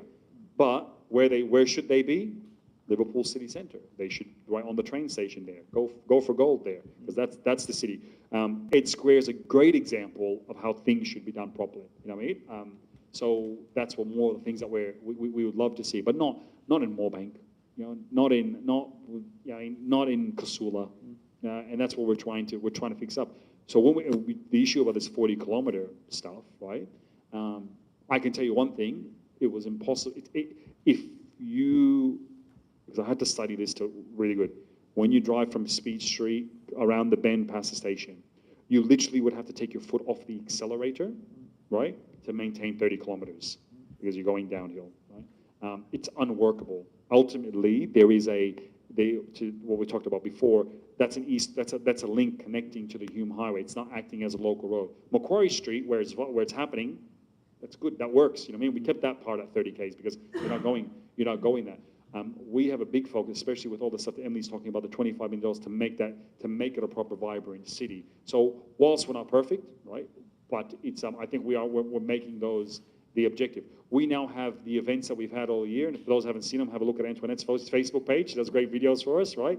We're getting 20,000 people a night at those events. So thankfully they've worked. We have our Christmas event this weekend. So please come along for Friday, Saturday, Sunday. So we're trying to be more like a city, and it's going through a gradual process. But until we get a faster train line, right? At the moment, a lot of people, has anyone here got a Holsworthy station by any chance around this area? No, you got it. So there's a lot of people who drive to Holsworthy, right, past Liverpool Station, and go to Holsworthy because it's quick to the city. It's 35, 38 minutes, right? And you can park your car there. if you really want Liverpool to thrive and to get that, what we need is that we need the Metro Link, but the Metro Link is billions of dollars. In the meanwhile, one thing that we're advocating for is that when Bankstown Metro opens up, which is 2 years away, Bankstown to the city is going to be like 22 to 25 minutes. If we run an express service on the train line from Liverpool to Bankstown, and do that in 15 minutes, all of a sudden Liverpool to the city becomes 38, 39 minutes. That's transformative. All of a sudden, that really works. So, yeah, where we are, I don't know if that answers your question. Happy to go through in more detail, but I think ultimately, keep character in particular areas and make sure, you preserve what's good and you build upon and improve livability, in every area. Thank you. And thank you for your contribution to the discussion. It's really interesting. And I think, for us all, we all live here. We've all got our families here as well. And I've got two young adult children who I worry about where they're going to buy their home. I worry how they're going to afford to buy property. We talk about affordable housing and we talk about social housing, and that's fantastic. But we're not talking about the people who are going to try and buy a home themselves. And, that's a big issue. There are places that can take the uplift. As the Mayor was saying, there definitely are places, around train stations. The Holsworthy Town Centre is a good example of where density can go. It's close to a station. And perfectly honestly, both of my kids thought that was fantastic. You don't even have to have a car. You can just walk straight to the station. Off you go. Fantastic train line. So, thank you for that contribution, because it is something that we think about all the time. Where can we put this where it's going to be? We need our children to be able to aspire to buy a home. At the moment, they can't really, and so we're mindful of that. But it needs to go in the right spot. If I can have a whinge, right? So planning these days, the way they've done it. I'll tell my boss. Right? You have what they do is they say, here's a shopping center, and let's do a circle around it. Within 400 meters, it's medium density. And then around that is high density, then medium density. So I asked the planners the other day, I go, to respond to this letter, because I said, let's create zones where you can put these duplexes, right? And they're like, oh no, because they need to have amenity. I go, what's amenity? Shops. Okay, so let's think about this for a second. Are you saying that because you live near shops, you're going to walk to the shops? Yes, okay, that's what it's about. But this thought of planning is old. It's outdated because, one, we have new methods of shopping these days, i.e. online. People will get their stuff. And really, who's going to be walking back from Coles with how many shopping bags, right, to go to their home? Or to go to Councillor Harl's favourite one. I know he said he's been on council and he's tried his best, but he still hasn't solved the shopping trolley problem. Because what happens is, if you want a walkable city, so that means you're going to go and walk your trolley 400, you're not going to sit there and carry the bags, and you're going to get home and you're going to leave the trolley outside on the street. So the thinking is outdated. It's wrong, and it's annoying, and we have to deal with that stuff. When the staff say to you, no, we're not going to change anything, well, so we now have to lead that process, and it's wrong. And if you want to fix areas, right, I can tell you the best place I reckon to invest, I would say in Liverpool, is the old Miller 2168 area. If you had bought a property there 10 years ago, you were paying 250 grand, 275 grand for a 600-meter 5-row house. That place is worth $900,000 now, right? But that's great land, and that's all old houses that needs to be redeveloped. I would look at those areas of doing stuff, and then you transform everything. The societal issues you discussed previously, you get new people in there. I think you'd rather live there. It's cheaper to live there than live in Austral. You're closer and you got better amenity and stuff. So, yeah, but we're dealing with old, outdated thinking, and it's just so frustrating for us when you're relying on this advice. The stuff that we did in the city centre would not have happened if we took the advice of staff, because they went out there. A lot of this stuff is subjective, but luckily we had a guy named Professor Ed Blakely, who is a world-renowned urban designer, and when he spoke, nobody could argue with him. So he's like, no, this is what you need to do. This is what you need to do, and we relied upon that. So it's that was my little whinge. Sorry, my apologies. I take your point, and I think I do want to add to that outdated thinking. I think when we approach missing middle housing, which is townhouses, duplexes, 2 to 6 story low-rise apartments, my generation, I know all my friends, we don't want to live in semi-detached homes. I would love to live in West Hoxton on Greenway Drive where I live currently, but that's not the lifestyle I want. I would like a townhouse or an apartment that's 2 to 6 stories, whereas the only options in Liverpool and parts of Fairfield and Campbelltown is next to train stations. You can't get away. is there no appetite to provide that missing middle in appropriate areas? I think Carnes Hill, some parts of Carnes Hill would be perfect for townhouses and duplexes because there's great bus links, the shops are right there, you've got fantastic parks and the aquatics that are coming in with all within 400-metre walking distance, yet it hasn't been fully realised through missing middle. That's just one example. Why though? Well, that wouldn't be appropriate though.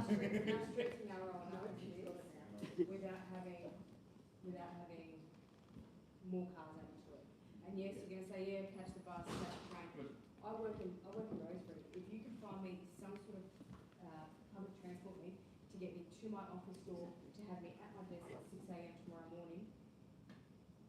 And I thank you for bringing that point up, Tracy. And I welcome your vision for our global city because no matter whatever happens, that's what we're going to end up being.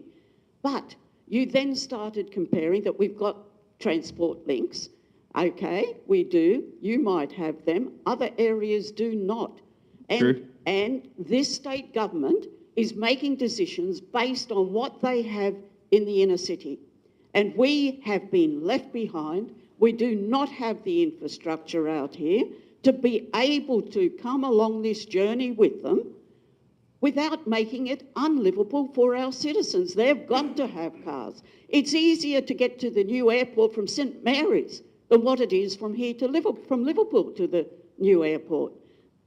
With the Southwest Sydney, and I really thank the Mayor for doing this, the Southwest Sydney has been left behind. We need greater advocacy.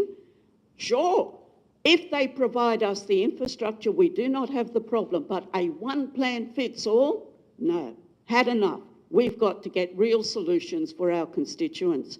So I thank you for your comments. If you look at it, we've got Moore Point, right? So when we say Moore Point, fantastic development. Two landowners, 30 hectares. It's the old cable maker site right across from Liverpool train station, along the river.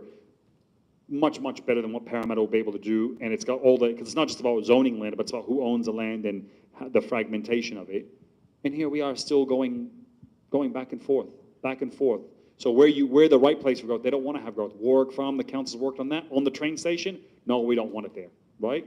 Why Fiona's on council, as a local resident of Moorebank, when all that area was developed, she went out there and started an action group against the concrete recycling plant built to the brand. Imagine having a concrete recycling plant right next to your brand new home. So she started an action group about that and fought against it. And finally, I think was very successful in it. And we went out there and said, okay, let's change it. Let's not do that. Let's make it residential.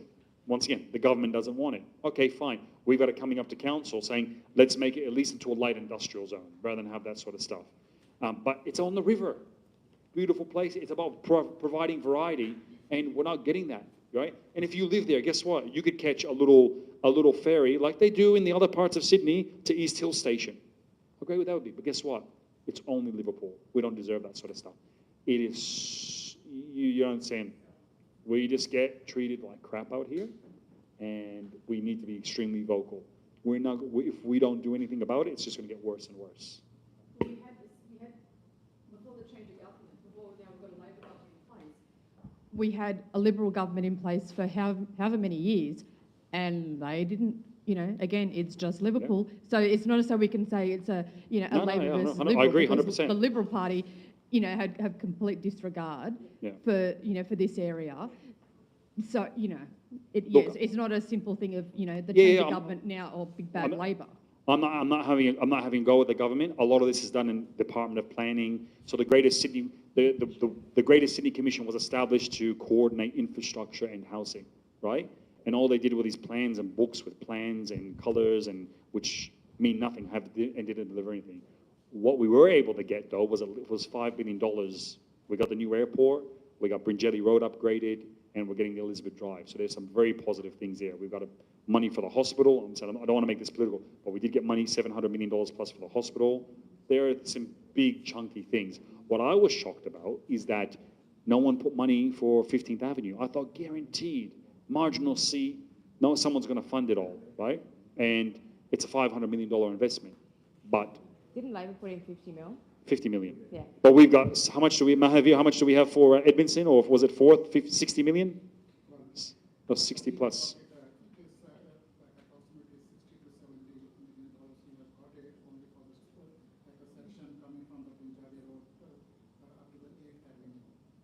So that's a little section there that we got $60 million. So imagine what 15th Avenue is going to be able, what we're going to get for the 50 million. So I was shocked, and I can tell you, we were lobbying very hard, saying, guys, you've got to do this. And I think that's getting good people, yeah. Yeah, so I don't want to make it political, but there were. Because at the end of the day, what tends to happen is when there's a change of government, things tend to change, right? We were promised all these infrastructure that Liberals stayed in. Labor came in, and the first thing they did was cancel the metro. That was an infrastructure that we deserved. If we wanted to live like this gentleman was talking about, that's one way of stopping us. And then they asked us for more housing. So it's like them putting you in a rat race, in a circle. They tell you this is what we want you to do, but at the end of the day, we're going to stop you doing it. So what happens then? I think the solution is, once again, I don't want to make this political, but we need to be very, very strong in regards to what we're asking for as a community, right? And hopefully we can help with that as we go along. Look at Stuart Ayres was a very strong voice. Stuart Ayres was able to get the metro from St. Mary's down. So Penrith is connected, but all of Southwest Sydney isn't connected. So. And that would be my whinge. Why should we have to accept that it takes us, or we can't get to our airport and it's in our LGA, but St. Mary's can? That is just so wrong, and they should be doing something about that. So that would be my whinge, Mr. Mayor, that St. Mary's can get to our airport, whereas our people in our own LGA have extreme difficulties in getting there and have to have a vehicle, otherwise you can't. I have loads of questions. Going back to that one, who was in charge at the time? Which council was in charge when the airport was put in? When they said, yes, the airport's going ahead, I mean, apart from it's been going for 42 years, yes, it's going ahead. Which council was in there that didn't fight for us to get a metro? Who was there to not fight for us? So the airport was announced, I think it was April 15th or 16th, right? The day that Barry O'Farrell resigned, because we were on the corner of George Street and Moore Street waiting for him to turn up, because the Prime Minister and everyone else was at Council building to announce it. So I was the mayor at the time. What we did get is money for Bringelly Road, right? We got that there. And we got the money for Elizabeth Drive as part of that package. So that was $5 billion. To get another $5+ billion, we couldn't do it. But what we did get last term, the metro was only going to Bankstown. We went out there and we at least have it on the planning to go to Liverpool, which wasn't there before. So we weren't perfect, but we at least got some wins on the board. Is there a reason we can't just have a linking the airport to Leppington? Westrock. Thank you for that question. Out of battery. Thank you for that question. Look, that has been one of the most frustrating things that I've had to deal with my term in council. I'm on Westrock. I put the Leppington line at the top of our priorities in Westrock. What happened was the CEO at the time of Liverpool Council made an agreement with other mayors of the Western Sydney area to support the St Mary's line. And a previous CEO. So, where's Waller? A previous CEO of Liverpool Council supported the St Mary's line. I was lucky enough to try and get the Leppington line put into our priorities. But, you know, if we're not top, we don't get it. And that's where it comes down to. So it was an opportunity lost. Okay, but these are the things as councillors that we have to deal with. We have to try and find ways to support our community. Now, probably, I don't even understand why the CEO made that decision. And to her credit, she did say, well, Caress, you can say that you want it to be the Leppington line. And I said, well, I've lost the advantage. You've got all the other mayors agreeing with you. So we lost that. Okay. You saw what her new job is. I don't want to go there. So the CEO that she's referring to is now the in charge of the Department of Planning. So, yes. Sorry. Sorry, I've got one more quick question. We have these forums every blue moon. This is different.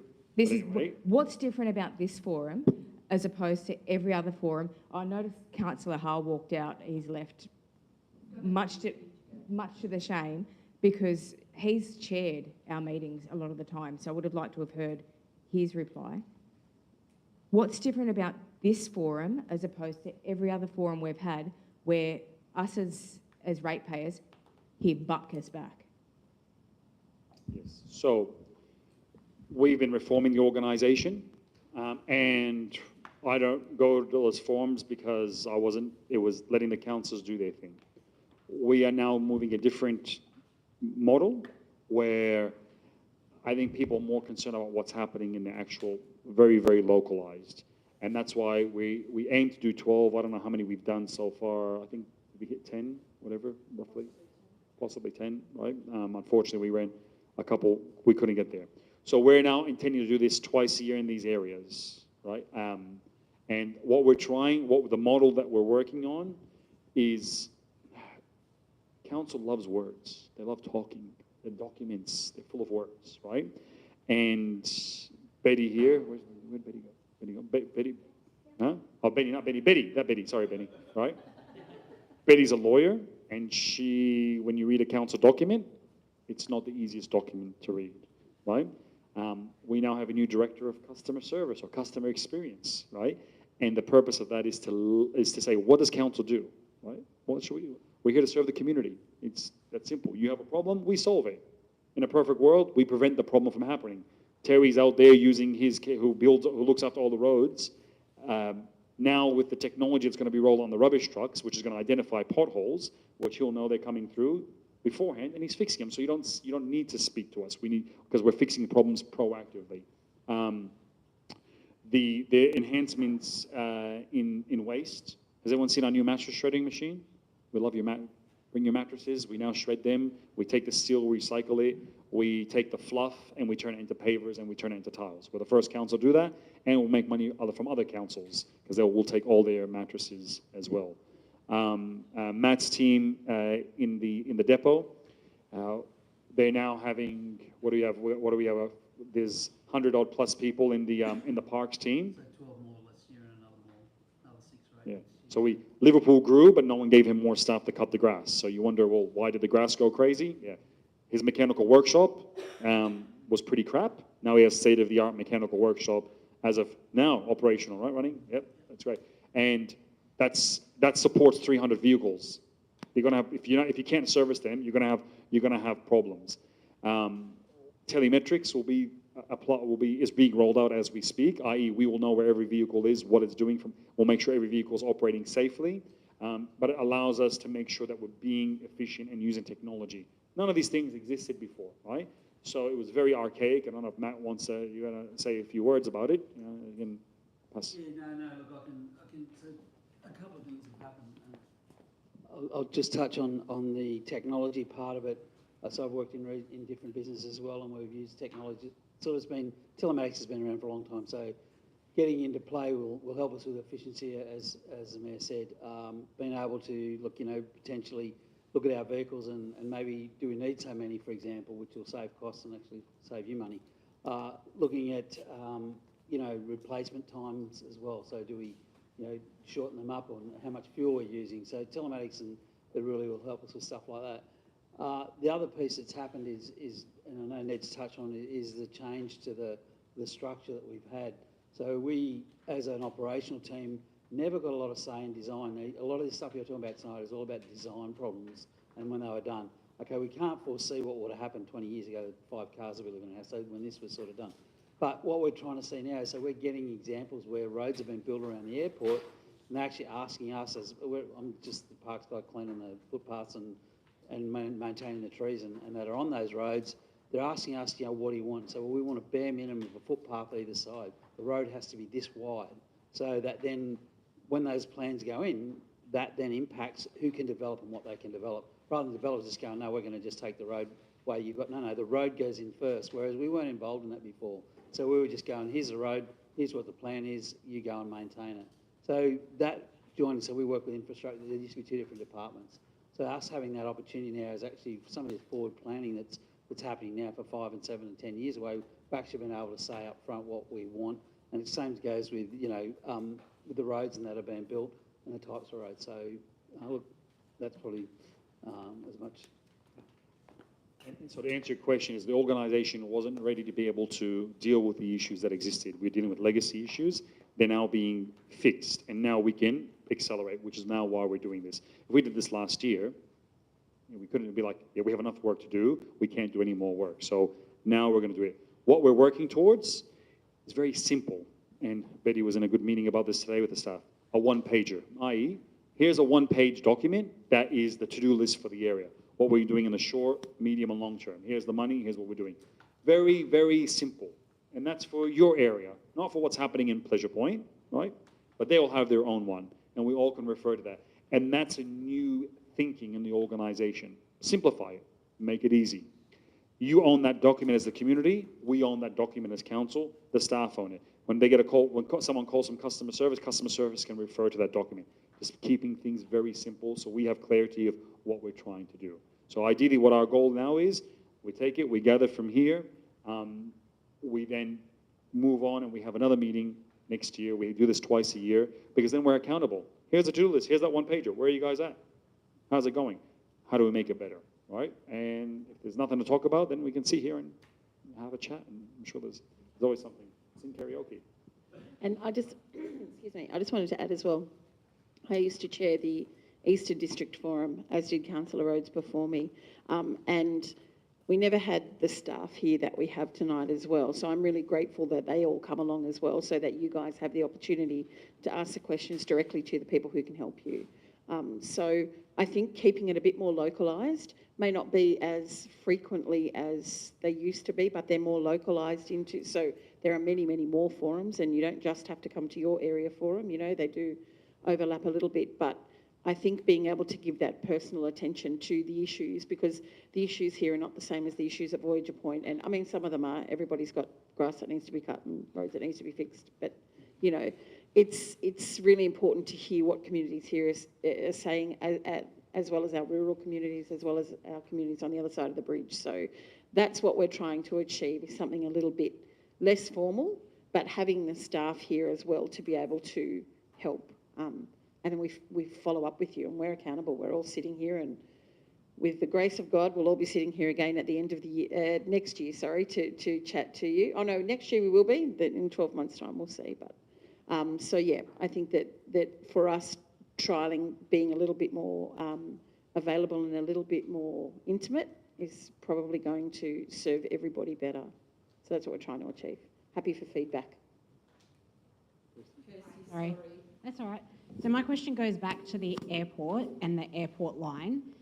What can we as a community do to help promote or get that back? Or have we missed a window of opportunity? When's our next window of opportunity? And what can we actually do? What action can we take to, champion for that? Because that's something that, I know Carnes is passionate about. We need it. It's undisputable that, it's literally in our backyard.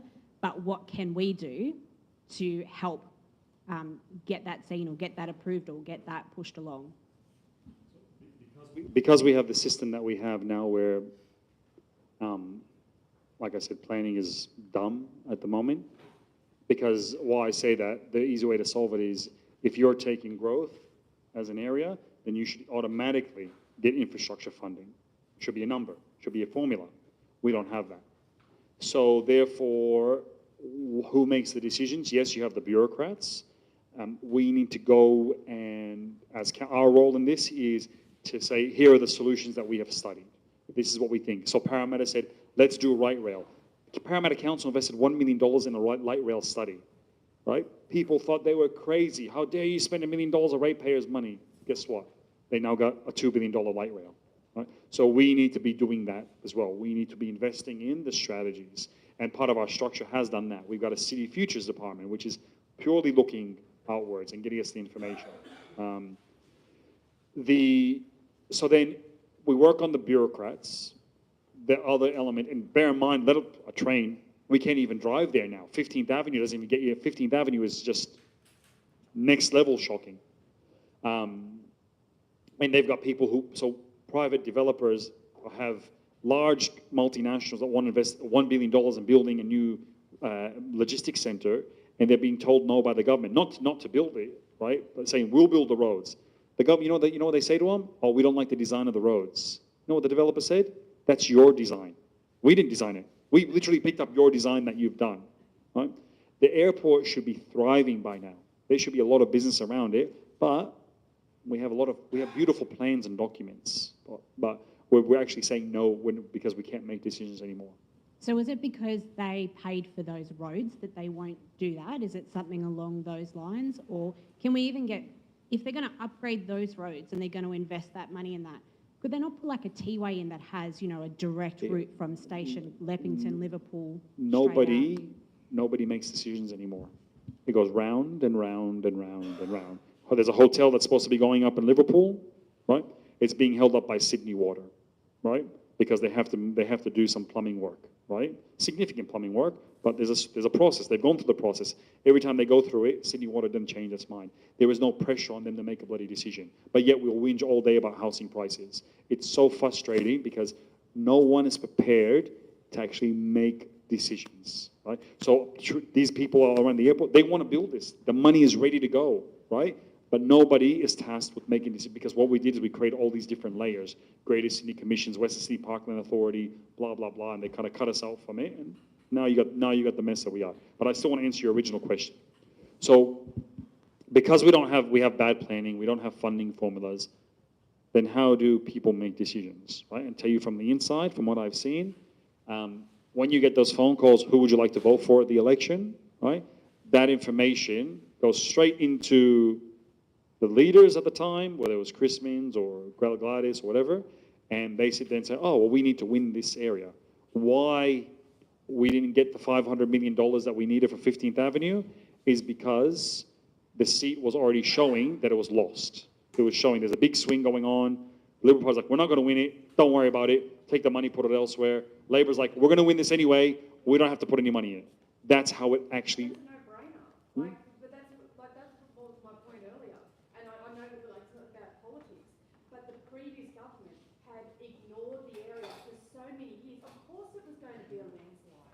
And of course, then, you know, the Labor Party don't need to invest because they were going to get us anyway.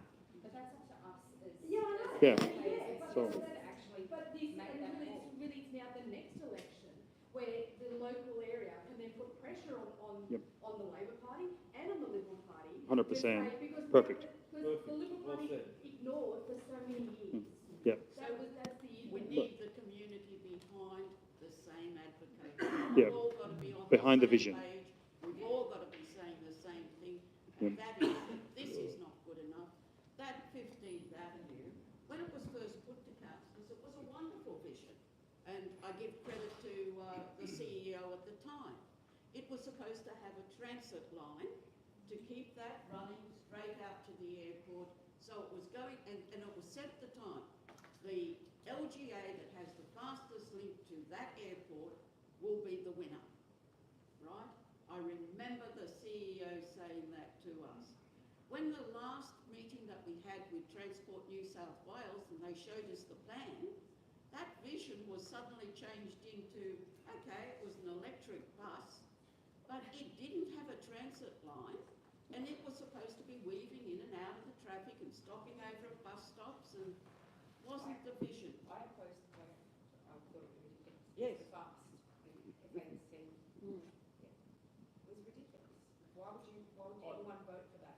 I work in the rail industry, and I can understand why they made St Mary's a priority. There's 4 main lines and 2 suburban trams there.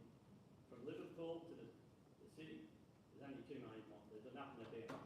There's only 2 lines. I can understand why they wanted. You can move people faster from the airport to St Mary's, and you can run more trains. You can run more trains on that line out to Penrith than what you can out to the west. Yeah, but the thing is, Leppington should have been Leppington should have been connected as part of this. Originally, my thoughts, when they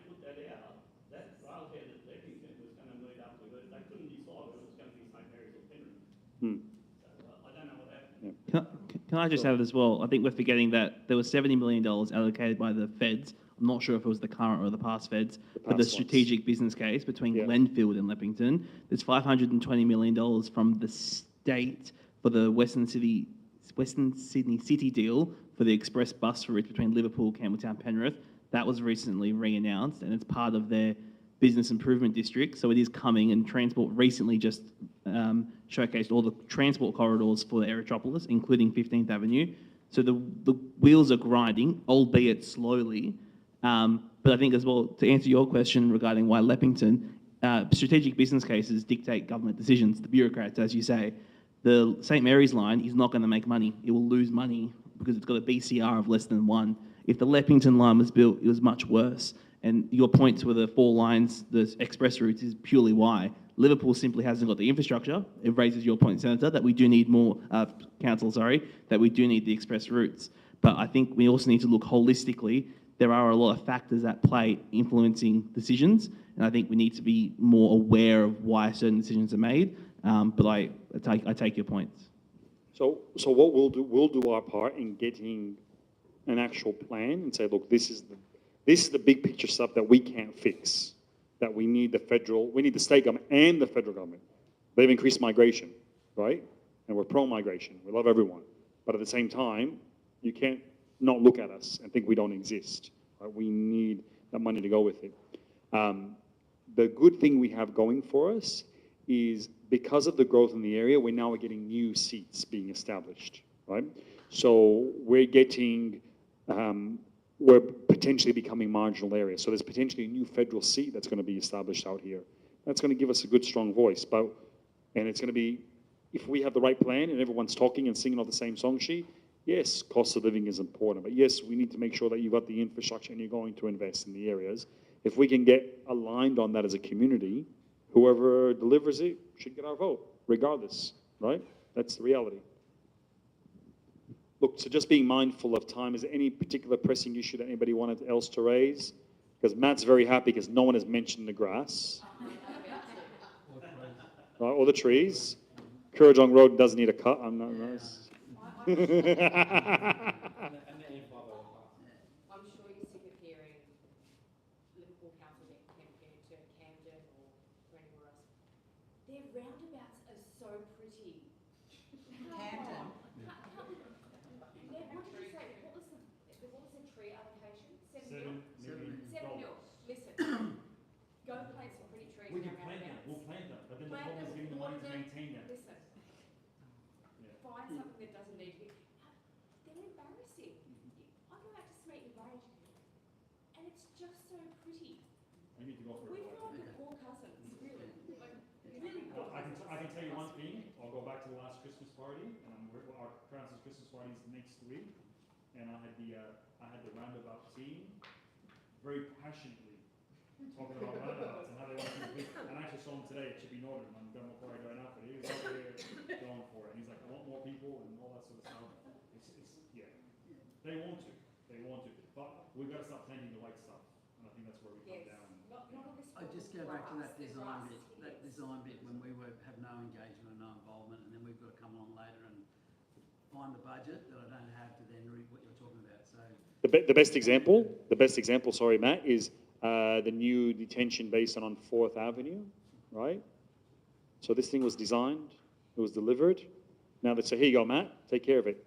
He can't get a mower in there. It has to be hand plucked or whatever bloody. Yeah, there's no one talking to him, right?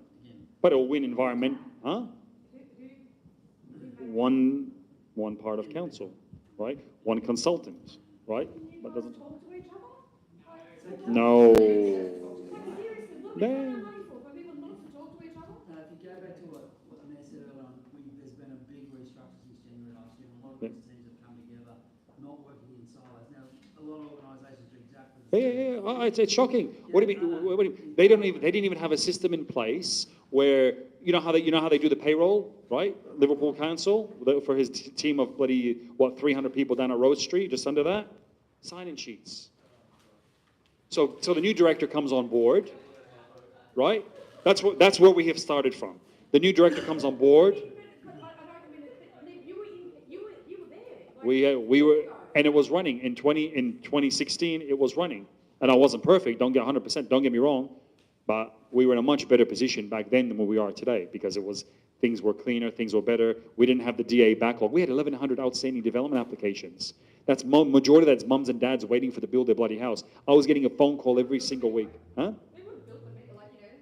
No. They were calling up because things going up. They're waiting. They're renting. New babies coming. All this sort of stuff. Not developers, just the mums and dads. And we've now brought because we never invested in the team. Never. We did nothing. We didn't give Matt more people to deal with Austral, Edmund, or Ed Park. Now we're doing that. We're putting those principles in place. Yeah, the mechanical workshop. Once again, a resolution is made. Let's build a new depot. A master plan is done. A strategy is done. That's council loves strategies. They love master plans, and nothing gets done about it. That's why we saw that for sale. We, not the staff, we went out there and said, let's buy it. We had said earlier in the year, let's go and lease it out while it's available. You think anyone could do anything about it? It's round, round, round. And then when we go out there and say, this is bullshit, right? You need to do something about this. We resolved it. We've done our bit. All of a sudden, oh, bullying complaint, right? Or, oh, no, this is inappropriate. You're crossing a line, this and that. We are, yes. I don't want to, yeah. The point is, I don't want to say it. It's very difficult for council to even make changes. And it has taken an awful long time to put the changes that are in place now that should lead council in a much better direction than what we were going previously. When we resolved to go and buy to get that new depot, there was a billboard, a digital billboard driving around with our heads on it, right? Saying how dumb it was that we're buying that. Disclosing confidential information about how much we were prepared to pay for it in front of the real estate agent's office. Huh?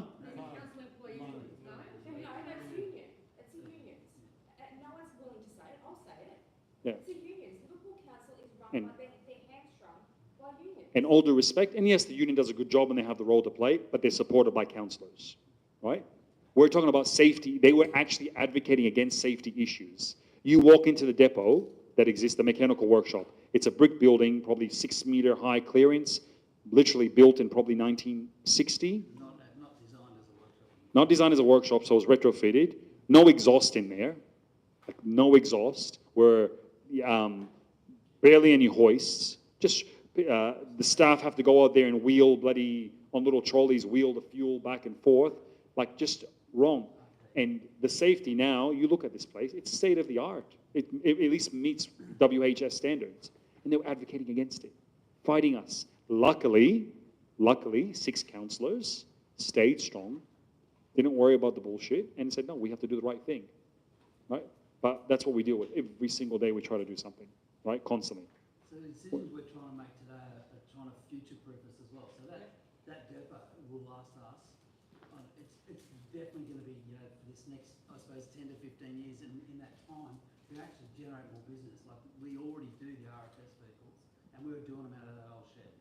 But now we can actually do them. We can actually target other departments that need servicing done because just the quality of the gear there, the capability. So that's the sort of things like pushing the buy. And I come from, you know, background is commercial plus. I've only been in council for a year and a half or 2 years.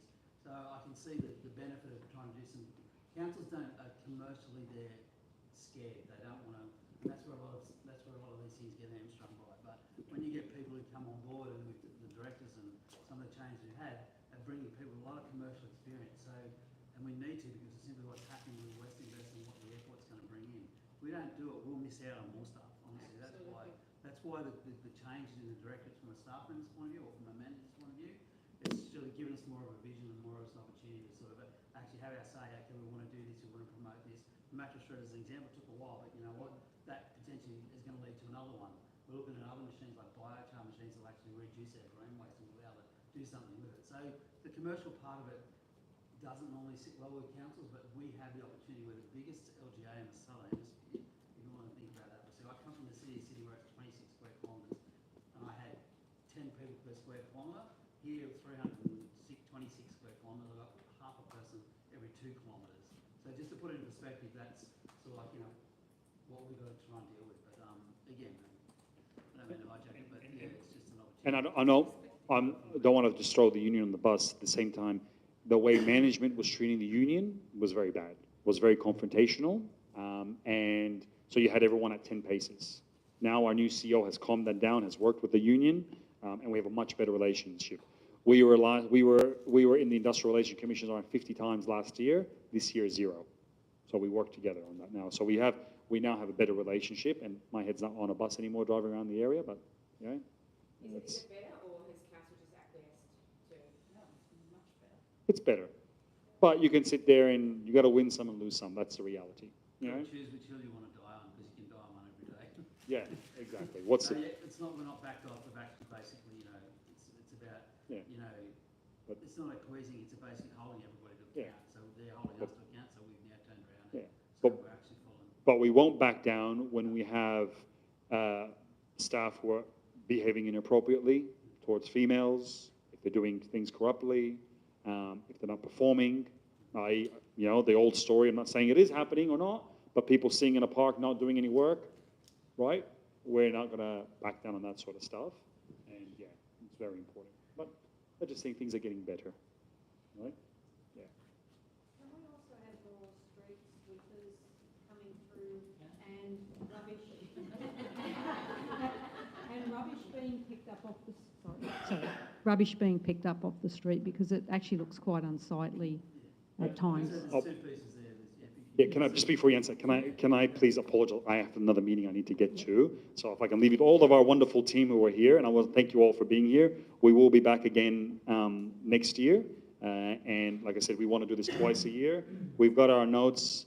I think we had a lot of stuff with the police, and we can have a discussion. I want to thank Tracy, because Tracy's like, I want to have a meeting with the police and get them out here. Can you help us with the hall? I said, we're having a meeting here anyway. So thank you, Tracy, for organizing getting that done. And we've kind of brought them together, and we're not cold in your driveway in the middle of winter on a Friday night. So, but I'm sure, right? But thank you all very much for coming. We have our New Year's Eve event this year at Warwick Farm Racecourse. So those are free and New Year's. We're not doing the fireworks in every area because they're meant for you to stay at home and watch the fireworks, not go to where the fireworks get launched, and that created safety issues. So we're now doing one fireworks event. Pros and cons either way, but there's a safety issue. We have to do that. We have our Christmas tree lighting Friday, Saturday, Sunday night. Please come along. Enjoy the Christmas event that we have. And if you haven't seen, we have a new library that opened up. Once again, you've got Antoinette's videos are better than my videos, so go and check it out. It's a really cool library, art gallery, and it's like the Liverpool that we want, high quality stuff. And art is subjective, and so is the design of libraries. But I'll pass it on to you guys. But thank you all very much for coming along. Yep, so there's a couple of options there. Speaking about rubbish, there's council bookings we provide, also bookings for metals and white goods. We've got the community recycling centre where people can drop off paint and chemicals and whatnot. So there's so many options out there. If you're talking about legal dumping, if you can just provide us with the location, our teams pick it up. We're looking at getting a couple of things out there regarding compliance. But street sweeping as well, if you can just let us know which areas, and we'll look into it. Like around Carnes Marketplace, people just throw rubbish out. Yep. You drive along and Yep, so, just along on the grass, and it just looks... yeah, there's a couple of challenges there with, it's also with commercial as well, with shops, throwing stuff out the back and wind-blown cardboard and stuff like that. And we do our best to work with the shops and strata with getting their rubbish back in. We have also litter crews that have programs around the area. So they're continuously, weekly monitoring it. But we try to, like with the market area and the shops, we work closely with them to make sure their bins are, they get overflowing bins, and then, they just, cardboard just flying out everywhere. So we're working with them, but just, continue to let us know, keep us informed. And we try to, build a dialogue with them. Yeah.